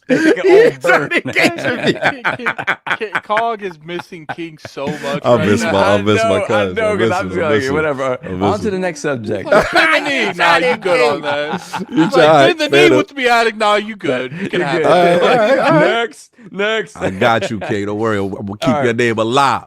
So moving on to Hunter's Gathering. I think it's a bad name, first of all. God, I don't like it. Sounds so passive and like whack. Like it sounds gathering sound whack. Yeah, it sounds like a farming sim game, like or something like that. Like we could be getting fruits and berries, berries together. and stuff like that. Yeah. And if you play Verizon, like the Hunters, like the Gathering and stuff like that it is their sort of like rite of passage sort of like Olympic games that they have or whatever. It was something that was, I remember something similar happening in Horizon 1. But yeah, I think the things that stand out for me with this is that it survived the live service culling that happened at PlayStation. Why is it only the Guerrilla Games and Herman Holtz games always survive? Big Herm in the building. Why is this franchise the only one that survives against multiple versions of games and Lego games? What's going on, Herm? I will say this. Once they really realized that a lot of these games were not going to, do what they needed them to do, the Concords happened, I think something that I talked about way back that makes sense is like, and again, they didn't do this with their Last of Us multiplayer game, but I would say if you're going to continue to try to dip your toe in here, do it with your known franchises so that at the very least, the people that come to these games have a point of understanding of what that is, as opposed to trying to push a brand new IP in these sort of saturated markets already. If you give me another brand new IP, in the market that is going to be an extraction shooter or something of that nature, it may get lost in the mix with like, what's going on out there right now, right? Obviously, what's the game that everybody plays now? What's that? High guard. I can tell what you're talking about. What's that thing that y'all was doing? You have Marathon coming. You have for me, if you want to try to at least bring in your faithful, doing it with a known franchise kind of makes sense, right? Obviously, they didn't follow that sort of thinking when it came to the Last of Us multiplayer game, but I do kind of understand why you stick to the Horizon game, right? Horizon is very popular overall. I try to love Horizon and I just can't love it. It's fine to me. It's beautiful. It's the most gorgeous for me. I don't know why. Like I remember when the first one came out. I can't connect with it for some reason. I can't connect. It's beautiful. It's beautiful. The gameplay is great. Like there's nothing wrong with it per se.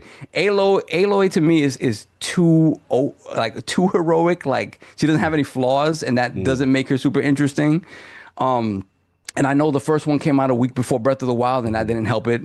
And the second one came out, and it was kind of better, you know, as a product anyway. I like the story in part one. But I just, for whatever reason, it just never resonated like that. But sales-wise, it does very well, you know, and they were been milking it, right? You had the VR game, you had this, you know, Part you had two look from a technical masterpiece. Though. Part two, the way it looked, was exactly. crazy. Even though they was mad at you when you said that they don't got the free motion, they was mad at you when you were trying to talk about the wall climb. They came at you. They did not like your slander for that. Yeah, I did not like that. I like that. That's fine though. It's true. It's not fine. You know, and you have you know Light of Moderum trying to be a thing and bite off of them and whatnot. So I mean, Horizon is popular, and I understand why they made the art style cartoonish. If you were Fortnite money, they're going for the Fortnite look. They're going for that, you know, the type of gamer that sees that. Alloyd's been on Fortnite multiple times. Right. Oh, really? Right. Oh, I didn't know that. Okay. And I also think from a technical perspective, I think it's a bigger if you're thinking about eventually maybe, you know, if this thing is successful, maybe moving it to more than just PC and maybe going an Xbox route, maybe a PlayStation route, Switch route. Sorry. It was interesting that they put that on. They put Helldivers on Xbox, but not that. Yeah, but not that. It kind of makes sense because you want to have an art style and an engine that is malleable. And if you were gonna build this game straight up in Decima, this you know, it's I don't know that it would suit it to look super realistic and you know, invoke sort of base Horizon. For this, you know, multiplayer game that's supposed to be very quick and stuff like that. I think it just technologically it's a bigger lift. Yeah, building it in that engine as opposed to doing something like this, where I just think it works better across the board if it is successful and you want to, you know, port it to other things. So that makes sense, but it makes me care about it even less than I would have if it looked like a regular Horizon game, right? You don't want the Also, RPG to roguelite? It's a roguelite. Oh, solve. Here's the thing. That for you, you could do single player selfish solve, and the AI dudes. You don't have to do multiplayer with the co-op. Well, he doesn't care about the game that it actually. I don't care about it as much. If I cared about it more, I might do that. You know, but maybe whatever. Maybe I try it. I don't know. Another thing. Looking at it like, oh yeah, it's cute. It's cute. Cool. Like. We'll see what it does. We'll see what it does. Right there are plenty of PlayStation faithful. There are plenty of people that love Horizon in general that might gravitate to this just to see what it is. I have seen online that there has been a lot of discussion around that art style. And the other thing around beyond the art style is the idea that Guerrilla themselves made this and they did not outsource this at all, which means that Horizon 3, if you want that, is considerably further out than you would have wanted it to be. Because this is going to be further out. They don't have no release date, no window. Right. This is definitely, you're right. This was made entirely by them. By Guerrilla. So, and that's an interesting call. 2018, didn't it? Like a ridiculous long So you think is that maybe more the frustration from PlayStation fans who don't like this is that they like, yo, we got to deal with this as opposed to getting a new dedicated Horizon or another title? Exactly, right? And that, in addition to the idea of like, it better be good. Because again, when you think about a multiplayer-centric thing, the team that built Horizon isn't the team that built Killzone, right? I would say, okay, that team has an understanding of multiplayer and this, that, and the other, even if it is totally different. But and this is just me kind of spitballing. I kind of feel like the team that was put together to build Horizon didn't necessarily have, inroads in multiplayer and stuff like that, or as much experience in multiplayer. They built that team to build a third person, RPG-esque, action game. It was a big pivot at the time. Right. So I don't know, like, again, because hopefully it's good. Like the thing about this, right? Say what you will about how it looks and Guerrilla making it and not making Horizon 3 right now and this, that, and say all of that. If it's good, then it has a chance. Right. If they spent all these years and resources to build something that's mid to not great, then that's a bigger problem, right? And I don't know. I guess we will see. Right. But again, sometimes put the studio at risk if it doesn't generate any money. Because it is doing, once again, what we've seen has caused them problems, and is taking a team that is known for doing a certain thing, is expert at doing a certain thing, and say, hey, make this other thing. You know, I see where you're going. And then you get a Naughty Dog situation where it's like, oh, we didn't know we'd have to continue to support the multiplayer game in perpetuity. It's like, what? What are you talking about? Like, I don't know why these companies feel like making games as a service is easy. It's the reason why, you know, some of the most successful ones doing it, like Bungie, still have issues, mad issues doing it. I mean, are we being too hard on it? And the fact that they're saying it's a cooperative action game, it's like the fact that it may be linear and story. You know, are we pushing the live service on it when it's just really a cooperative game? Because we still don't know a lot about it. You say tomato, I say tomato. They still gonna want to push this as like the PvE aspect of that. I mean, to your point, my thing is this. My thing is, if it is just that, then why change the art style, right? If it is just that, why change the art style? You've already seen what something cartoony did for the franchise. When we're talking about, you know, the Lego game. The Lego game didn't do much, right? So at that point, you already know that what people want from Horizon is what they've gotten in the first 2 single-player games. So this pivot isn't necessarily warranted unless you're pivoting it all the way into full-on service, right? So and if it's not that, then I don't understand the logic behind making it. To y'all point, because y'all are cooking, they're saying between missions, you return to Hunter's Gathering, a vibrant, just like a game, a vibrant social hub where players can connect, prepare, and celebrate victories together. Here, you can customize your hunters, visit vendors, upgrade gear, and team up for your. You know what this is giving me, Addict? This sounded like Towerborn's initial vision. This sounds like Towerborn. You know, it sounded like Destiny. Like remember when Towerborn, we was like, damn, we like it. We just don't want to be forced to be online only.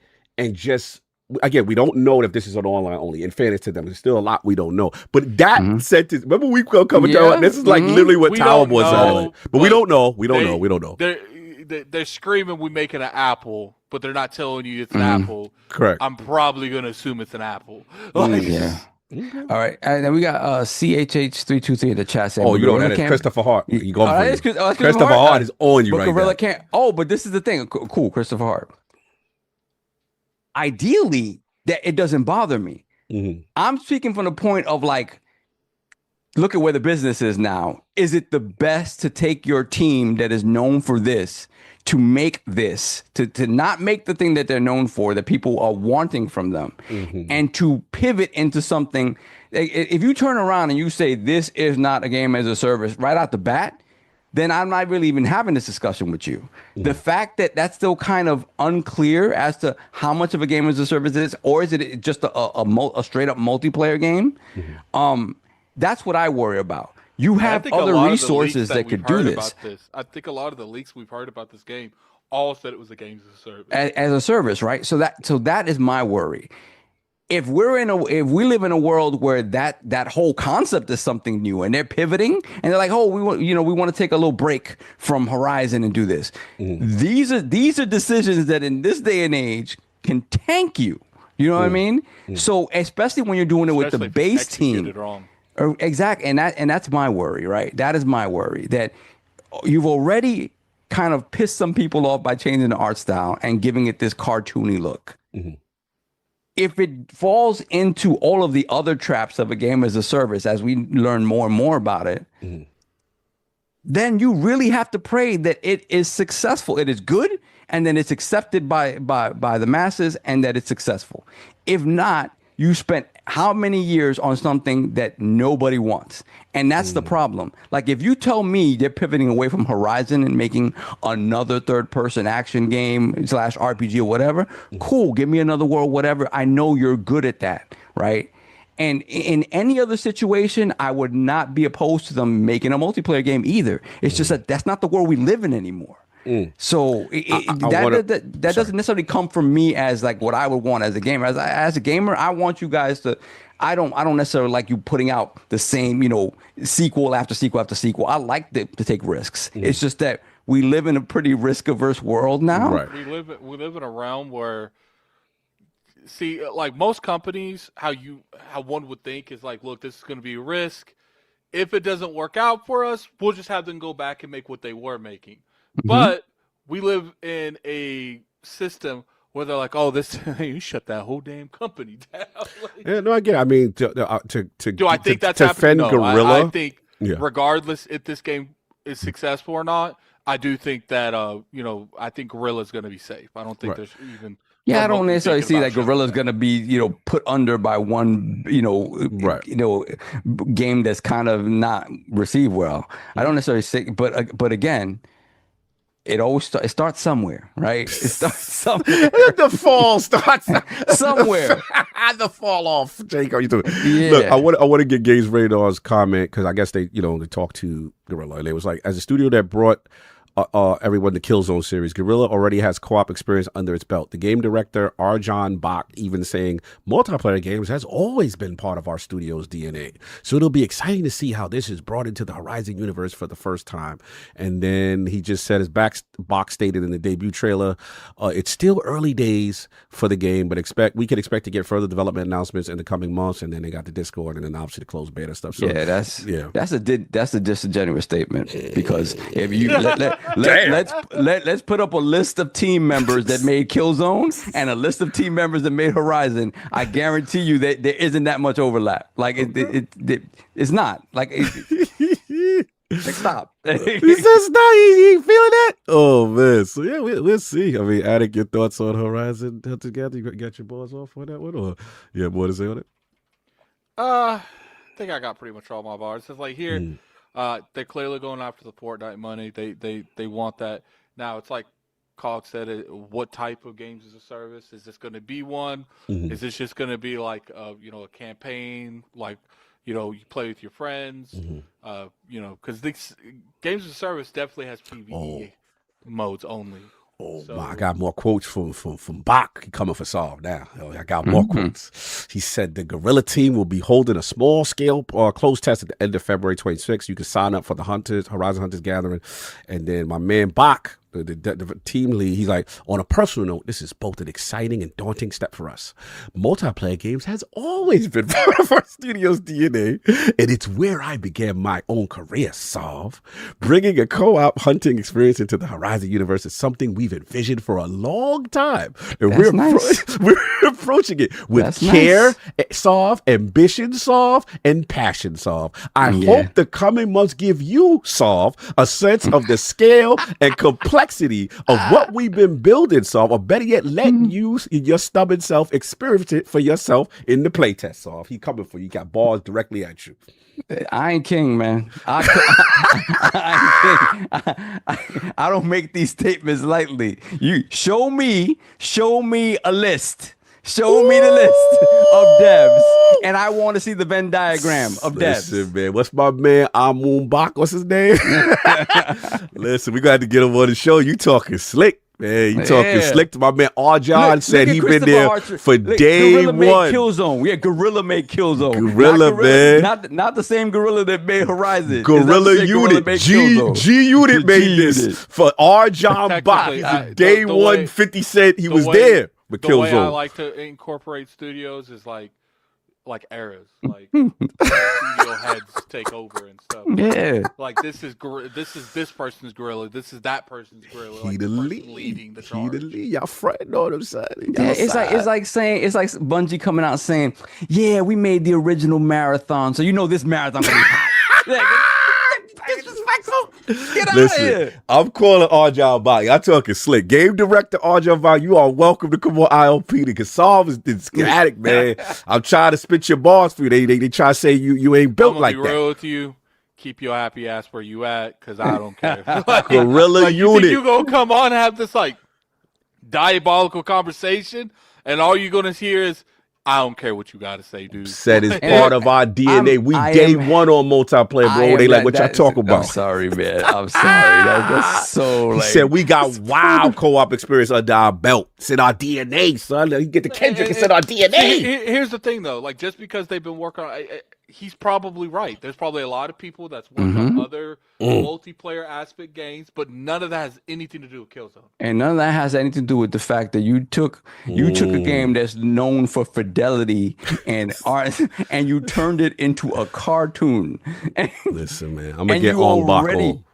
And he said Ong Bak. I'm getting Ong Bak on, son. I disrespect the Ong Bak. That's the guard, right? The cost of warring out of this man today. I'm here for King, son. He's reading. See, even King. I got King script. No, I got King script today. It's not in color. You let him sit there in the abyss. Like, he's picking out stuff just to console war about. Like, listen, man, Ong Bak, yo, y'all fronting this man been there day one. Ong Bak. Ong Bak, that's what we calling him, son. Arjan Ong Bak was there. He said, we built this multiplayer. And I did. Arjan on God. On God. That's what we gonna call on God in them, son. That's what we doing. But we gonna see. Solve is not a believer. Solve is not a believer. Bro. Hey, I'm happy to be proven wrong. I just think just beyond that part. Forget the multiplayer part. There's things you've done to put barriers to this people liking this game. I'm just saying. But again. I mean, look, I didn't make the game. I don't know how to make a game. I'm just an outside observer. All right. Shout out to Alpha Love. He said, King wouldn't care about half the stuff you start, Carl. Don't bring our King. All right, fair enough. King would just say, you're right. All right. King would be like, this is a flop. Who is this for? King would say they stupid for not bringing it to the Xbox. What the hell's wrong with them? This going to die a horrible death. On day one with 5 sales. Who is this for? Running up on them bumps. Mr. Genesis says, from the studio that made is a giant fake thing that means nothing. as we've recently seen with Highguard. Facts. That does not mean anything. That's what King said. This is a super flop day one. Who they going triple plastic on this? Who is this for? And they should have brought the Xbox to Switch. So hard to get King's people to like him. I did it for y'all. I told y'all what my mans would be going to say what's going on, man. But I agree, though, GMI. The game should be on Nintendo and Xbox to have a chance. I agree. 100%. Yeah, I definitely agree with that. I don't think they care. I'm going to be honest. Yeah, Richard Toy West King, send King some love now. He is not feeling well. You know what I'm saying? Yeah, put hashtag triple plastic. That's what King would say. He was going to go triple plastic. Triple plastic. I give it triple plastic. Triple plastic. Ain't going nowhere. So we good. And then y'all just want to combine this last one because we kind of already talked about the Steam. Let's just get about it. So I'm just going to bring it back to you with this one because this was literally what we talked about during the Xbox segment, which was the Valve, man. They put it out there. Shout out to Tom's Hardware. They're saying that Steam Machine definitely delayed. And they reconsidering pricing, critical component shortage, and cost could be behind this move and the delay. And yeah, they said when it was unveiled in 2025, many expected it to arrive in first quarter, but we still haven't got it. And then Valve put out the statement. When we announced these products in November, we plan on being able to share specific pricing and launch dates by now. But the memory and storage shortages you've likely heard about across the industry have rapidly increased since then, Valve said in their hardware blog. The limited availability and growing prices of these critical components mean we must revisit our exact shipping schedule and pricing, especially around the Steam Machine and Steam Frame. Which one is the Frame? Is that the VR? The Frame is VR, yeah. Okay. So the company still plans to ship all 3 products during the first half of the year, but it said that it's being mindful of how quickly the circumstances around both these things should change with the current memory shortage driven by AI data centers, massive demand for HBM. What's HBM? I forget what that is. Massive demand for what? For massive demand by HBM. Driven by AI data centers, massive demand for HBM, I don't know, something modules, I don't know, is pushing many PC makers to the edge, with both manufacturers and system integrators announcing price hikes to deal with the situation. And they said, furthermore, about industry players with deep pockets would likely have a hard time acquiring chips from the big 3 manufacturers. One memory chip maker saying that relationships with memory suppliers matter in a crunch. And while Valve's Steam Deck single-handedly revived the PC market, it's still relatively niche manufacturer compared to traditional PC makers like Asus and Dell, which already announced massive price hikes. Then they also talk about the price. Many thought it was going to come in before the shortage, that this would come in around $550 to $600. But with the price of DRAM and NAND skyrocketing, especially after RAM kits, SSD, and discrete GPUs, where no longer this would be possible. Sure, if this would be possible. There have been leaks showing the Steam Machine priced at more than $1,000 for the 1 terabyte version. But this came from a third-party retailer and not directly from Valve. So yeah, we're going to wait a few more weeks. They said she snitched. Lisa. She back in the building. Here we go. AMD. Yes, my girl. Look, wonder if I take you home. CEO Lisa Su said during the company's earnings call, latest snitch, from a product standpoint, Valve is on track to be shipping its AMD powered Steam Machine earlier this year. So they still on track. Hopefully, we'll just have to wait a few more weeks or months before we finally know the retail price. Oh, they forced to come out. Yes, I love Lisa. Of the much awaited PC console as it becomes available from our favorite store. Oh, yeah, they got to come out. Yes, Lisa. She's on the job, baby. That's my girl. Let's go. So where we at with this, the lace off, and what it could cost? So HBM is high bandwidth memory. There we go. Thank y'all. I didn't know what the hell they was talking about. Yeah, I mean, they never said. We just assumed it would be first quarter because they said early 2026, right? So they kind of left that open. So, them saying, hey, it's more like the first half now. Yeah, and I'm glad they were honest about it, right? Because you just say, oh, we never, they could have come out and be like, oh, we just said we didn't say first quarter. We just said, early, right? And anything before June, I guess, constitutes early instead of midpoint. But, yeah, I mean, I think when they started to look at the conversations around price, the idea that I think maybe going in, they thought that, hey, the person that's already in Steam, that when we look at the Steam hardware survey has, however, what percentage of Steam users have, a PC that is, much less powerful than what the Steam machine can do.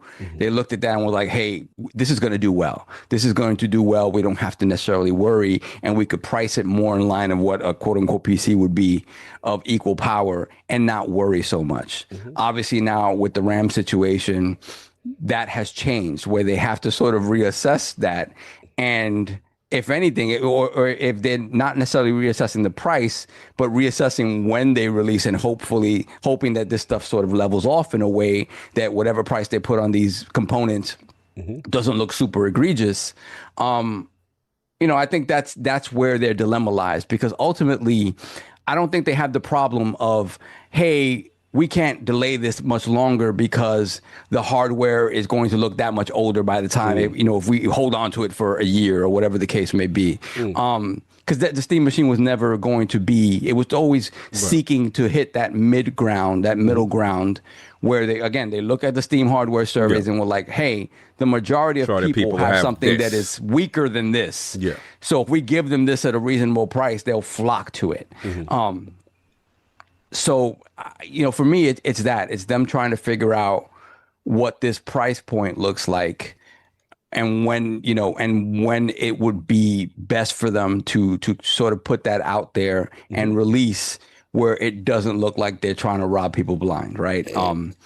And not absorbing any of those costs or things of that nature. But ultimately, I don't think it, when you think about like, Switch did this as well, right? A Switch release or maybe a PlayStation or Xbox release, delaying those consoles too much is never necessarily a good thing, because then you start getting lapped in terms of tech, right? But I mean, in Xbox One generation, they came out, they were both severely underpowered machines, even though the PlayStation 4 was more powerful. They're both severely underpowered machines. So it isn't necessarily anything new, but I just think, for them, I just think they looked at the market and were like, yeah, you know what?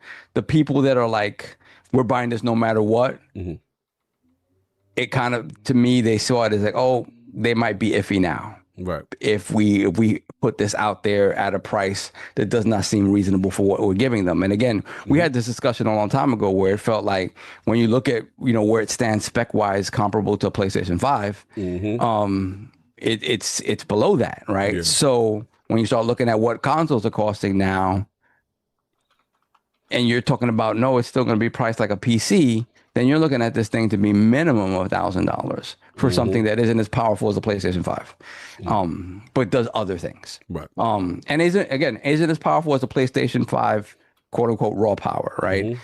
Obviously, this is going to have upscaling technology and things of that nature to, again, make it punch above its weight. So, it's weird to see Gabe in this sort of situation because Gabe is on an island unto himself, right? Like I know King we had conversations about he was beholden to other things, but at the end of the day, Valve is kind of very isolated in this. They're not a publicly traded company.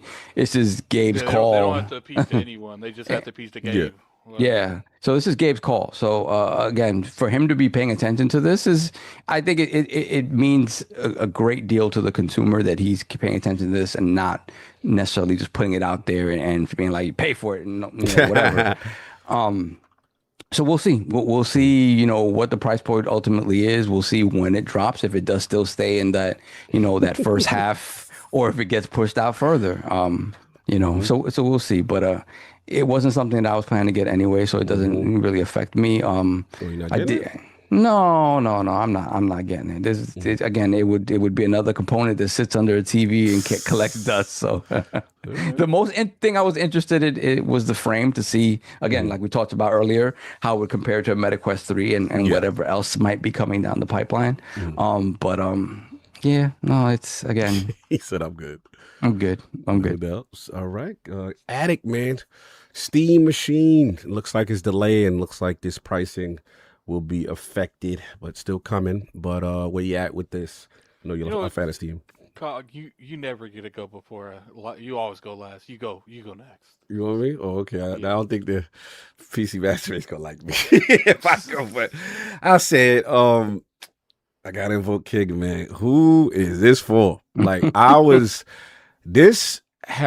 went from so excited from seeing this to like, I'm definitely good. Because here's the thing, like, all right, if it was 500, 600, I still wasn't that interested because I'm like, okay, Steam Deck kind of does that. It's just now underneath the PC. Form factor looks beautiful. Don't get me wrong. You know what I'm saying? And we love Steam, but it's just like, bro, like, first let's talk games. Like, from a game standpoint, you ain't got no GTA 6. You ain't got no major third-party games. You got the anti-cheat. You forced with the Linux. I'm already good on you on that. Right. That's the reason why I went away from the Steam Deck, because I'm just like I can't play Destiny. I can't play certain things. So I'm just like, yeah, if you're in this ecosystem and you love Steam, it's for you. Yes. But that is so niche within the thing. And how many did the Steam Deck sold? Did it do over 5? Steam? Yeah, for sure it did. So I'm like, bro, who is this for? Like, I'm like, and now you talking, you a grand plus maybe with PlayStation 4 to 5 specs. People talk about the I'll get Xbox Magnus any day of the week over this. And Xbox Magnus got Steam on it. So it's just like, for me, like, what games I'm playing on this? Like, what am I doing with this? So like, right besides now that it look cute. They're looking at a range of 4 to 8 million units sold, so that's a big. Oh yeah, Tony Tybridge, you cannot play Destiny on Steam Deck. Yes, they do not allow the anti-cheat. That was my main reason for getting ROG Ally, because I was like, oh, Steam Deck, let's go. Got the Steam Deck day one. Destiny said, buddy said, if you launch that, we are voiding your joint on Steam Deck. It never came. None of the Xbox Game Pass stuff, none of the stream. I was like, oh no. Then every popular game, you can't play Fortnite on that. You can't play nothing major popping on that. So from a game, none of the Sinister Six. None of this. Like, who is this for? So again, this is a very bespoke group who is like, I love this ecosystem. I'm gonna stay here as an extension of that. And that's a lot of people, but at the same time, a lot of those people already have rigs. They already have ways of playing it. Like, give me Xbox Magnus all day, every day. At least I'm going to get my Xbox console experience with multiple storefronts and including this joint. So it's just like, that already made it my price of admission for $1,000 better than this. So I feel for them though, because I would assume that they wanted to come in at that smooth 5 to 6, right? Get in there. If that's where they wanted to, but these prices got them out of that range. I feel they for need to them. wait. Yeah. To me, that's the only way you're successful with this sucker. Yeah, that's the only way. Shout out to Richie. You're gonna release this to nobody. That literally is the reason why I got a ROG Ally when I went to them, because I was like, multiple storefronts. I can play Xbox games. I could have downloaded games from their store without no streaming, because they Steve, that guy's like, oh yeah, you could stream your Xbox games. I was like, I'm not doing it. And then Xbox never even really fully supported it. They promised that it would happen. It never happened. Just the streaming didn't happen. So I was just like, nah, I'm good. But I'm sorry, you were gonna say something. Sorry, you was about to ask me something. I felt he's gonna ask it just feels. But then you have I call them the Steam OS weirdos, the Steam weirdos, where it's like there is this narrative out there that is like they want Steam OS to be the it OS, like they want it to be it, and I'm like, don't get me wrong, and it could be fire. It could be it over there to the left. Look, it is unquestionably the best OS from a stability standpoint, from a feature standpoint, I love the way they handle offline games, like stability, security. Yes. I'm just worried about the playing of games and what games, the major popular games, do not hit this platform. And that's a problem for me. I cannot be excluded because I have to be locked into your joint. And not to mention, like, if you're trying to play like a console, semi-console experience, you're still linked with just multiplayer games. You're not getting linked with console people. You're going to get linked with PC people. So it's just to me, the only way this works is if they treat this like the console aspect of Steam. You have the PC aspect of Steam. They all work together. Right. You got the console aspect of Steam. You got the handheld aspect of Steam. They're all treated differently, but they work out of the same ecosystem. Yeah, no, I get it. Stu Jersey's pushing back. He said major games come to Steam. No, I get what y'all saying, but it's just like, I don't like... The games that run the industry do not come to Steam. Yeah, there's still a lot of friction with certain things, and then the anti-cheat stuff. No Fortnite, no Rocket League, no GTAs on it. I mean, and then you got to think, like, once again, Steam doesn't, like, at least Xbox make games. It might not be exclusive. Steam don't even really make games. So at any time, most likely that, people have tried, so I doubt it would happen. At any time, a publisher could wake up, I don't want my games on here. I want my 30%. Now, they've tried and they've failed, but it doesn't necessarily mean they won't try again in the future. Now, I will say this, though. I will say this. Talk to us. If the rumored Half-Life whatever, Half-Life, I know that's Batty Joy. You're like, I know, if that is like, hey, launching day and date. Oh yeah, that's a big one. And it's not on anywhere but Steam, Huge. Which is the likelihood. I see this, regardless of price, I see it selling more, right? Obviously, if you have a rig already, it doesn't really matter. Facts. But if he decides to do some sort of bundle it or whatever the case may be, you will get more sales than you might, for sure. in a bad situation. Like, let's see, because one of the biggest things that I'm looking at too is. Hold on, let me come at Stu Jersey. He popping off. He like, yeah. He said, Xbox wasn't getting game fear. Now Steve doesn't get a few titles. Now Steve is not good. Look, Steve is fine. All I'm saying is we're gonna keep it a buck, Stu Jersey. He's saying games that run the industry's not on there. Right. You can get 90% of the games, but if you get the 10% that generate 80% of the money in the industry, you might as well not get those 90 games. That's all. And what I'm saying is, Stu, is November 19th drop? When that GTA 6 drop and it's not on PC and you sitting there waiting, you meaning to tell me people are not going to buy consoles for that game is still going to save the console industry, the fact that it's exclusive to consoles and you're going to have to wait maybe a year to 2 years before a version of it goes to Steam. If Gabe was even remotely serious about that console doing anything, he would have been on the phone with Rockstar a year and a half ago and said, what do we got to do for you to release on PC day and date with the like, bro, like people are not, they'd be like, yo, we over there, we getting that PlayStation Xbox for that because that GTA 6, we ain't missing that, bro. Like that's all we said. That we talk about the heavy hitters. You got that waiting period. Saying exclusives are important, right? No one has never said exclusives aren't important. Yeah. Like we said, Microsoft doesn't think exclusives are important. Yeah, Microsoft Gaming definitely does not. But anyway, that's all I got on that. I just had to be a Louis Messi. I know y'all mad at me, Steve Bros. That's pretty much everything I had to say. No doubt. Let's get this get about it. Get up! We gotta pay these bills. Oh, I'm gonna do the paid bills. We just moving quickly. That's moving quick. That's what it is. Okay. Let me see. We don't have that many super chats. We just no. Let me get the super chats first. Gotcha.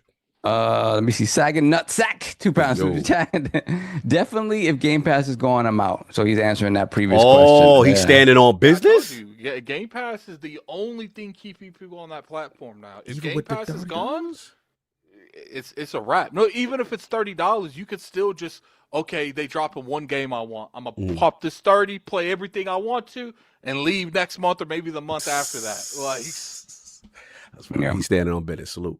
Then we have Robert Kellett, $2 super chat. Horizon is the avatar of gaming. Yes, I think that is kind of a good way to it does amazingly well. But if you ask people, the sentiment around is like, it's all right. Shout out to my man, Mr. Batman. He go hard. He's like, okay, what you say? Horizon is fire. So there's some people that go real hard for it, man. No, I think Horizon. There's a reason that look. Sony wouldn't do what Sony does with PlayStation and Horizon if it wasn't profitable to a huge margin. Right. They keep pumping money into that because they're making a lot of money doing it. Yeah. We are clearly the minority when it comes to Horizon. I will. The only thing I will say is that I do feel they have the ultimate advocate in the building when the studio head got promoted to be like run Sony at one point. The thing is homeboy that came through. When he was canceling all those games, he chose not to cancel this stuff. Yeah, he just had these wasn't safe. We'll just keep this in here. So it's just like I do think that Square, I mean not Square, I do think they themselves do like this game, like the company as a whole. Because the moment Homeboy took over, in my personal opinion, they'd replaced it. This game, this game's it's done. Yeah. All right. Then we have Sagging Nutsack again, £10 super chat. I believe this is built for console players, but the price definitely has to come down to a reasonable price for console players to actually consider this. PC players definitely won't buy this. I think, and that's the problem, because I don't think it's marketed to console players. Who's it for? Like, if you're a console player that has a Series X or PlayStation 5, you already have a more powerful piece of hardware. So what is it for then? If you want it as an inroads into PC and you've never been on PC, maybe sure, because it's something that's familiar to you. It's like, oh, it looks like a console. Okay, cool, I can do this. But I think it's more like the Steam hardware survey is a very big deal to them because it tells them where people are playing and at what power level that they're playing. And when their whole idea was like, let's build something that's reasonably priced, quote unquote, that gives them something that's a few levels higher or more powerful than what the majority of Steam players have in their home. That's the thinking. I think the console stuff, the console player stuff, is an afterthought. I agree. I think it's an afterthought. This is for people who are already in the ecosystem who want an extension for it. That's the thing. They gotta get any new players or any new people. Yeah. But I just don't see this as a mass market console adopting device. In order for that to be a mass market console device, there's a lot of variables that Gabe needs to handle, and I don't think Gabe's interested in handling. Correct. Exactly. You would need to price it better than what consoles are priced right now. B, have a sort of mass market sort of plan in place to sell this in stores in a way that Steam, Valve is not that big to be like, we're gonna ship this to Best Buy and we're gonna ship this to here. That's not what they are. Bro, you can't even get this fax. I forgot about that. Solve you cooking. The fact that this will not be at any major retail and only online, you have to know about it. The casual Joe ain't gonna be knowing about this. We legitimately thought that they actually might be trying to compete, but then we got more information. Yeah, I was like, I had to shut this down. I was like, this is not doing anything. I will say, he was 100% right on this. Yeah, factually. Because from the start, He's like, this ain't nothing. He be like, This triple ain't plastic. nothing. Who this for? And it's not like me and Cog were saying it was something. We said from the beginning, it just depends on whether or not they take this serious. And the lie detector test came back.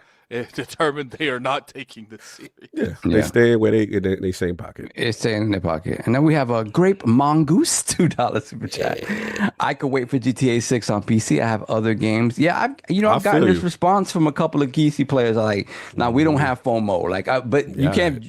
I was generalizing, and then you generalizing in return. I'm sorry, I get it. That's cap. That's cap. When that 100% zeitgeist hit of Rockstar, man, we know. I mean, I know I couldn't wait. I don't know what anybody. Bruh. And he PC Master Race to the death. Like, we can't get solved to play a console copy if he has the option. It's okay to be like, yo, I'm disappointed that it's not coming. It's another thing to say that it's not important. It is, GTA 6 is going to be the event of the year. Yeah. Bro. Yeah. To the point where I was told by people that make content for a living, if you're not going to make content on GTA at the end of the year, don't even make content. Yeah, and speaking on that subject real quick, last week, some people's comments about our discussions around GTA and me saying mad at you and me saying that it might comment boys was relatively so. I'm like, defend y'all don't yourself. listen. Y'all don't listen. How many times did I say relative? Relative. What does that mean? To the environment that we are in today. I'm not saying it won't blow That means past it's going to sell GTA crazy, but maybe not with GTA 5. Fair enough. Play yourself. Even over the same, that could be applied to like over the same amount of time. Be like, hey, it's selling slower. Right. I'm not saying GTA 6 in a tank. You said it was going to flop. Solve is wrong. I'm like, man, I swear to God, bro, I can't. I'm just repeating what our fans said to call. That's all. That's the feedback. King, we need you back, man. We need you back. We need King. I can't deal with this in and out Cog. I need King here. King is more level headed than Cog. Oh my God! When are you ever gonna say that? But yeah, I was like, you know what? I need to stop reading comments because I'm pissing me off with this. He's not happy with you. Oh my God. Anyway, so let me see. You have anything else? Let me see. All day. Okay. No, that's it. We're good. All right, cool. Then we got to pay bills. We're good. Let's pay the bills. Let's pay the bills. Give me a moment. Everybody mute your mic. All right. New year, big goals, and no time to cook? Factor makes it easy with fully prepared meals designed by dietitians and crafted by chefs so you can eat well without the shopping or cooking. For me, New Year's resolutions notwithstanding, I am always working. So unfortunately, it's a little difficult for me to stay on top of my nutrition the way that I should. One thing I can say for sure is that my wife always makes sure that I walk out of this house with my breakfast, lunch, and dinner in tow. And she does all of this while also being a working professional. What that means is that at the end of every single week, you have two very tired individuals looking for ways to spend less time in the kitchen and more time enjoying life. In comes Factor Meals. We started using Factor well over a year ago, and I'm pleased to report that it is still a hit. We've been able to cut our prep time in half by replacing half of our monthly meals with Factor, and it has been great. We usually still like to prepare our own breakfast, but whether it's lunch or dinner, the meals are fresh, they're varied, they're healthy, and easy to prepare. Just heat them up for a few minutes, and we're done. And my wife and I can enjoy our weekends once again. So, what actually goes into each and every Factor meal? You have quality, functional ingredients, including lean proteins, colorful veggies, whole food ingredients, and healthy fats. You have no refined sugars, no artificial sweeteners, no refined seed oils, so you get meals that fit your goals and schedule, so you can be on the road to healthier eating, calorie management, and more protein in your diet. My absolute favorite meal is the mushroom bordelais filet mignon. I'm a carnivore through and through, and nothing is more appealing to me than a beautifully cooked piece of steak and cheesy mashed potatoes with broccoli and bacon. My mouth is watering as we speak. You also get an insane amount of variety with Factor meals with 100 rotating weekly meals. With options that include high protein, calorie smart, Mediterranean diet, GLP-1 support, and ready-to-eat salads. Plus, the new Muscle Pro collection supports strength and recovery. Factor meals are also really convenient. They're always fresh, they're never frozen, and ready in about 2 minutes. No prep, no stress. So guys, like I said before, if you're someone who has their entire weekend consumed by meal prep, or you just want to eat healthier without the fuss of cooking, Factor is a game changer. It gave me my weekends back, it changed my eating habits, and it can do the same for you. So head on over to factormeals.com/ironlords50 and use code ironlords50 to get 50% off your first Factor box plus free breakfast for 1 year. This offer is only valid for new Factor customers with code and qualifying auto-renewing subscription purchase. Make healthier eating easy with Factor. Yes, sir. Get those succulent, mouth-watering meals from Factor. What's that steak? What we doing? The filet mignon? What we doing with Factor? Bordelaise filet mignon, mushroom border is it's so good. You know when you get beastie and you order like multiples of the same one. Yo, the same joint. And it's funny because my wife at first she was like, I don't want this one. You can order however many you want. I don't want this one. And then she sees me eating and she's like, let me see that. Oh, the mashed potatoes. I'm like, dude, this is mine. And then she starts eating yours and you have to order more. No, and that's the thing because she works mostly from home, right? She works mostly from home. So I come in, I'm like, am I missing some of these? Like, your choice is gone, son. She's like, I tried one for lunch multiple days. Like, bro, get that free. Yeah, he said, Cord Waiter, he said he's succulating. Yeah, man. Factormeals.com/ironlords50. I put the link in the chat. And again, get that 50%. We still get the free breakfast for the year. You know what I'm saying? All that. The breakfast is lit. I'm telling y'all, the pancakes, the chicken sausage is lit. The oatmeal is lit. Like a lot of stuff. They got the fruit juices and all that. Very succulent, very mouth-watering. Yeah. He said he don't share his food, little beefy. That yo, I'm done. Anyway, we are good. We got one more. We got a couple more super chats. We have Robert Kellett, $2 super chat. So it's General Beefy now. General Beefy in the building. I had to invoke my bro King. You know what I'm saying? Make sure y'all send some well wishes to him. I had to hold him down and console war a little bit with y'all. Then we have Sack and Nutsack once again, £2 super chat. Honestly, I think GTA is the most overrated game. Yeah, a lot of people feel that way too. Yeah, people feel that way. Look, I'll be the first to say I'm not some GTA hardcore guy like that, but I know when big GTA come out. I love GTA, but I love Red Dead more. GTA can still be overrated and still be the biggest game in history. Facts. Yeah, that part. That's it. We are caught up. No doubt. Again, thank you for everybody pulling up in the realm on a Super Bowl Sunday, trying to get you up out of here quick. Again, please, whatever y'all do, hit up bro King David. He's not feeling well. He really called out last minute call out. So go check him. Yeah, that's he not never like does. him, That's so. not like him. He was ready to go. If King's missing, we know at least 2 we or 3 days. know he is not feeling well. So yeah, hit him up. Some love because he definitely wanted to get these topics off. And again, we were with him on Friday with some great I Am Lords After Dark episodes that we got cooking. So go check that out. And yeah, man, Lord Addict, where can people find you? What you got going on? Follow me on Twitter, Lord Addict ILP. So here's the thing when it comes to like Requiem. I'm probably going to stream that game. I'm really excited to play Requiem. I have been playing Village off stream because I'm going to start streaming stuff that I like. I'm going to be real with you guys. I got to take breaks on my anxiety just be killing me. So. You got to play it in VR, Addict. That's what you got to do. Hell for no. Yeah, you definitely got to do it VR for the culture. For the culture, you got to do that. I'd rather pluck my eyeballs stream out. your death on I'd rather pluck my eyeballs I got the quest ready for you, baby. Ready to get you Resident Evil in this. Son. I'm blind. Someone help me. So yeah, you'll get that.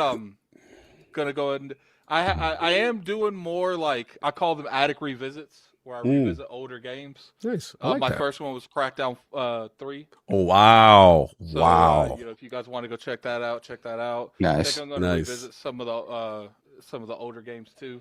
I don't know, figure it out. Got to figure out a good format that works for it.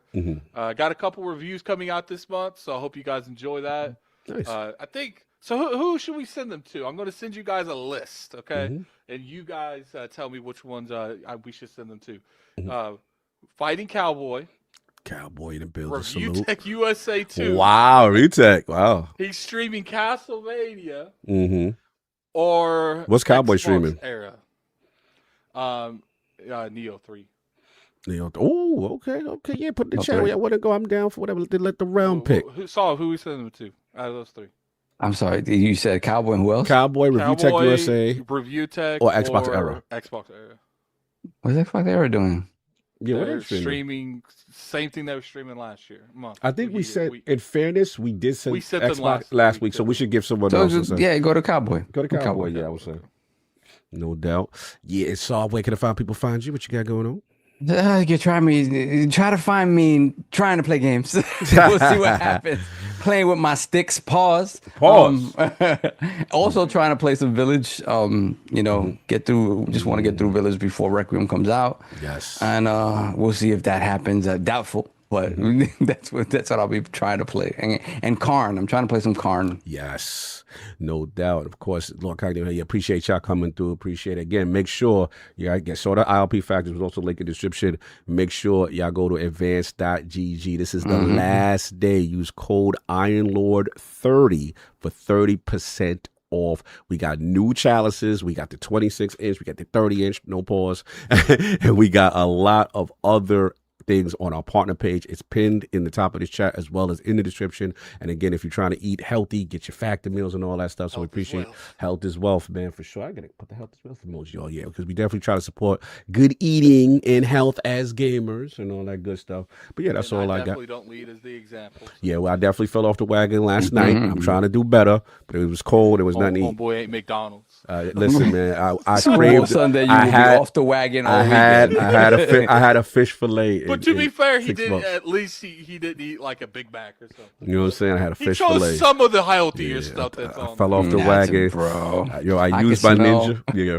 you can smell it. My wife is making rice and beans and fried chicken. I can smell it. I can smell it right now. Roast con pollo and all that. Oh, shout out to Ariel Knight in the building. Salute.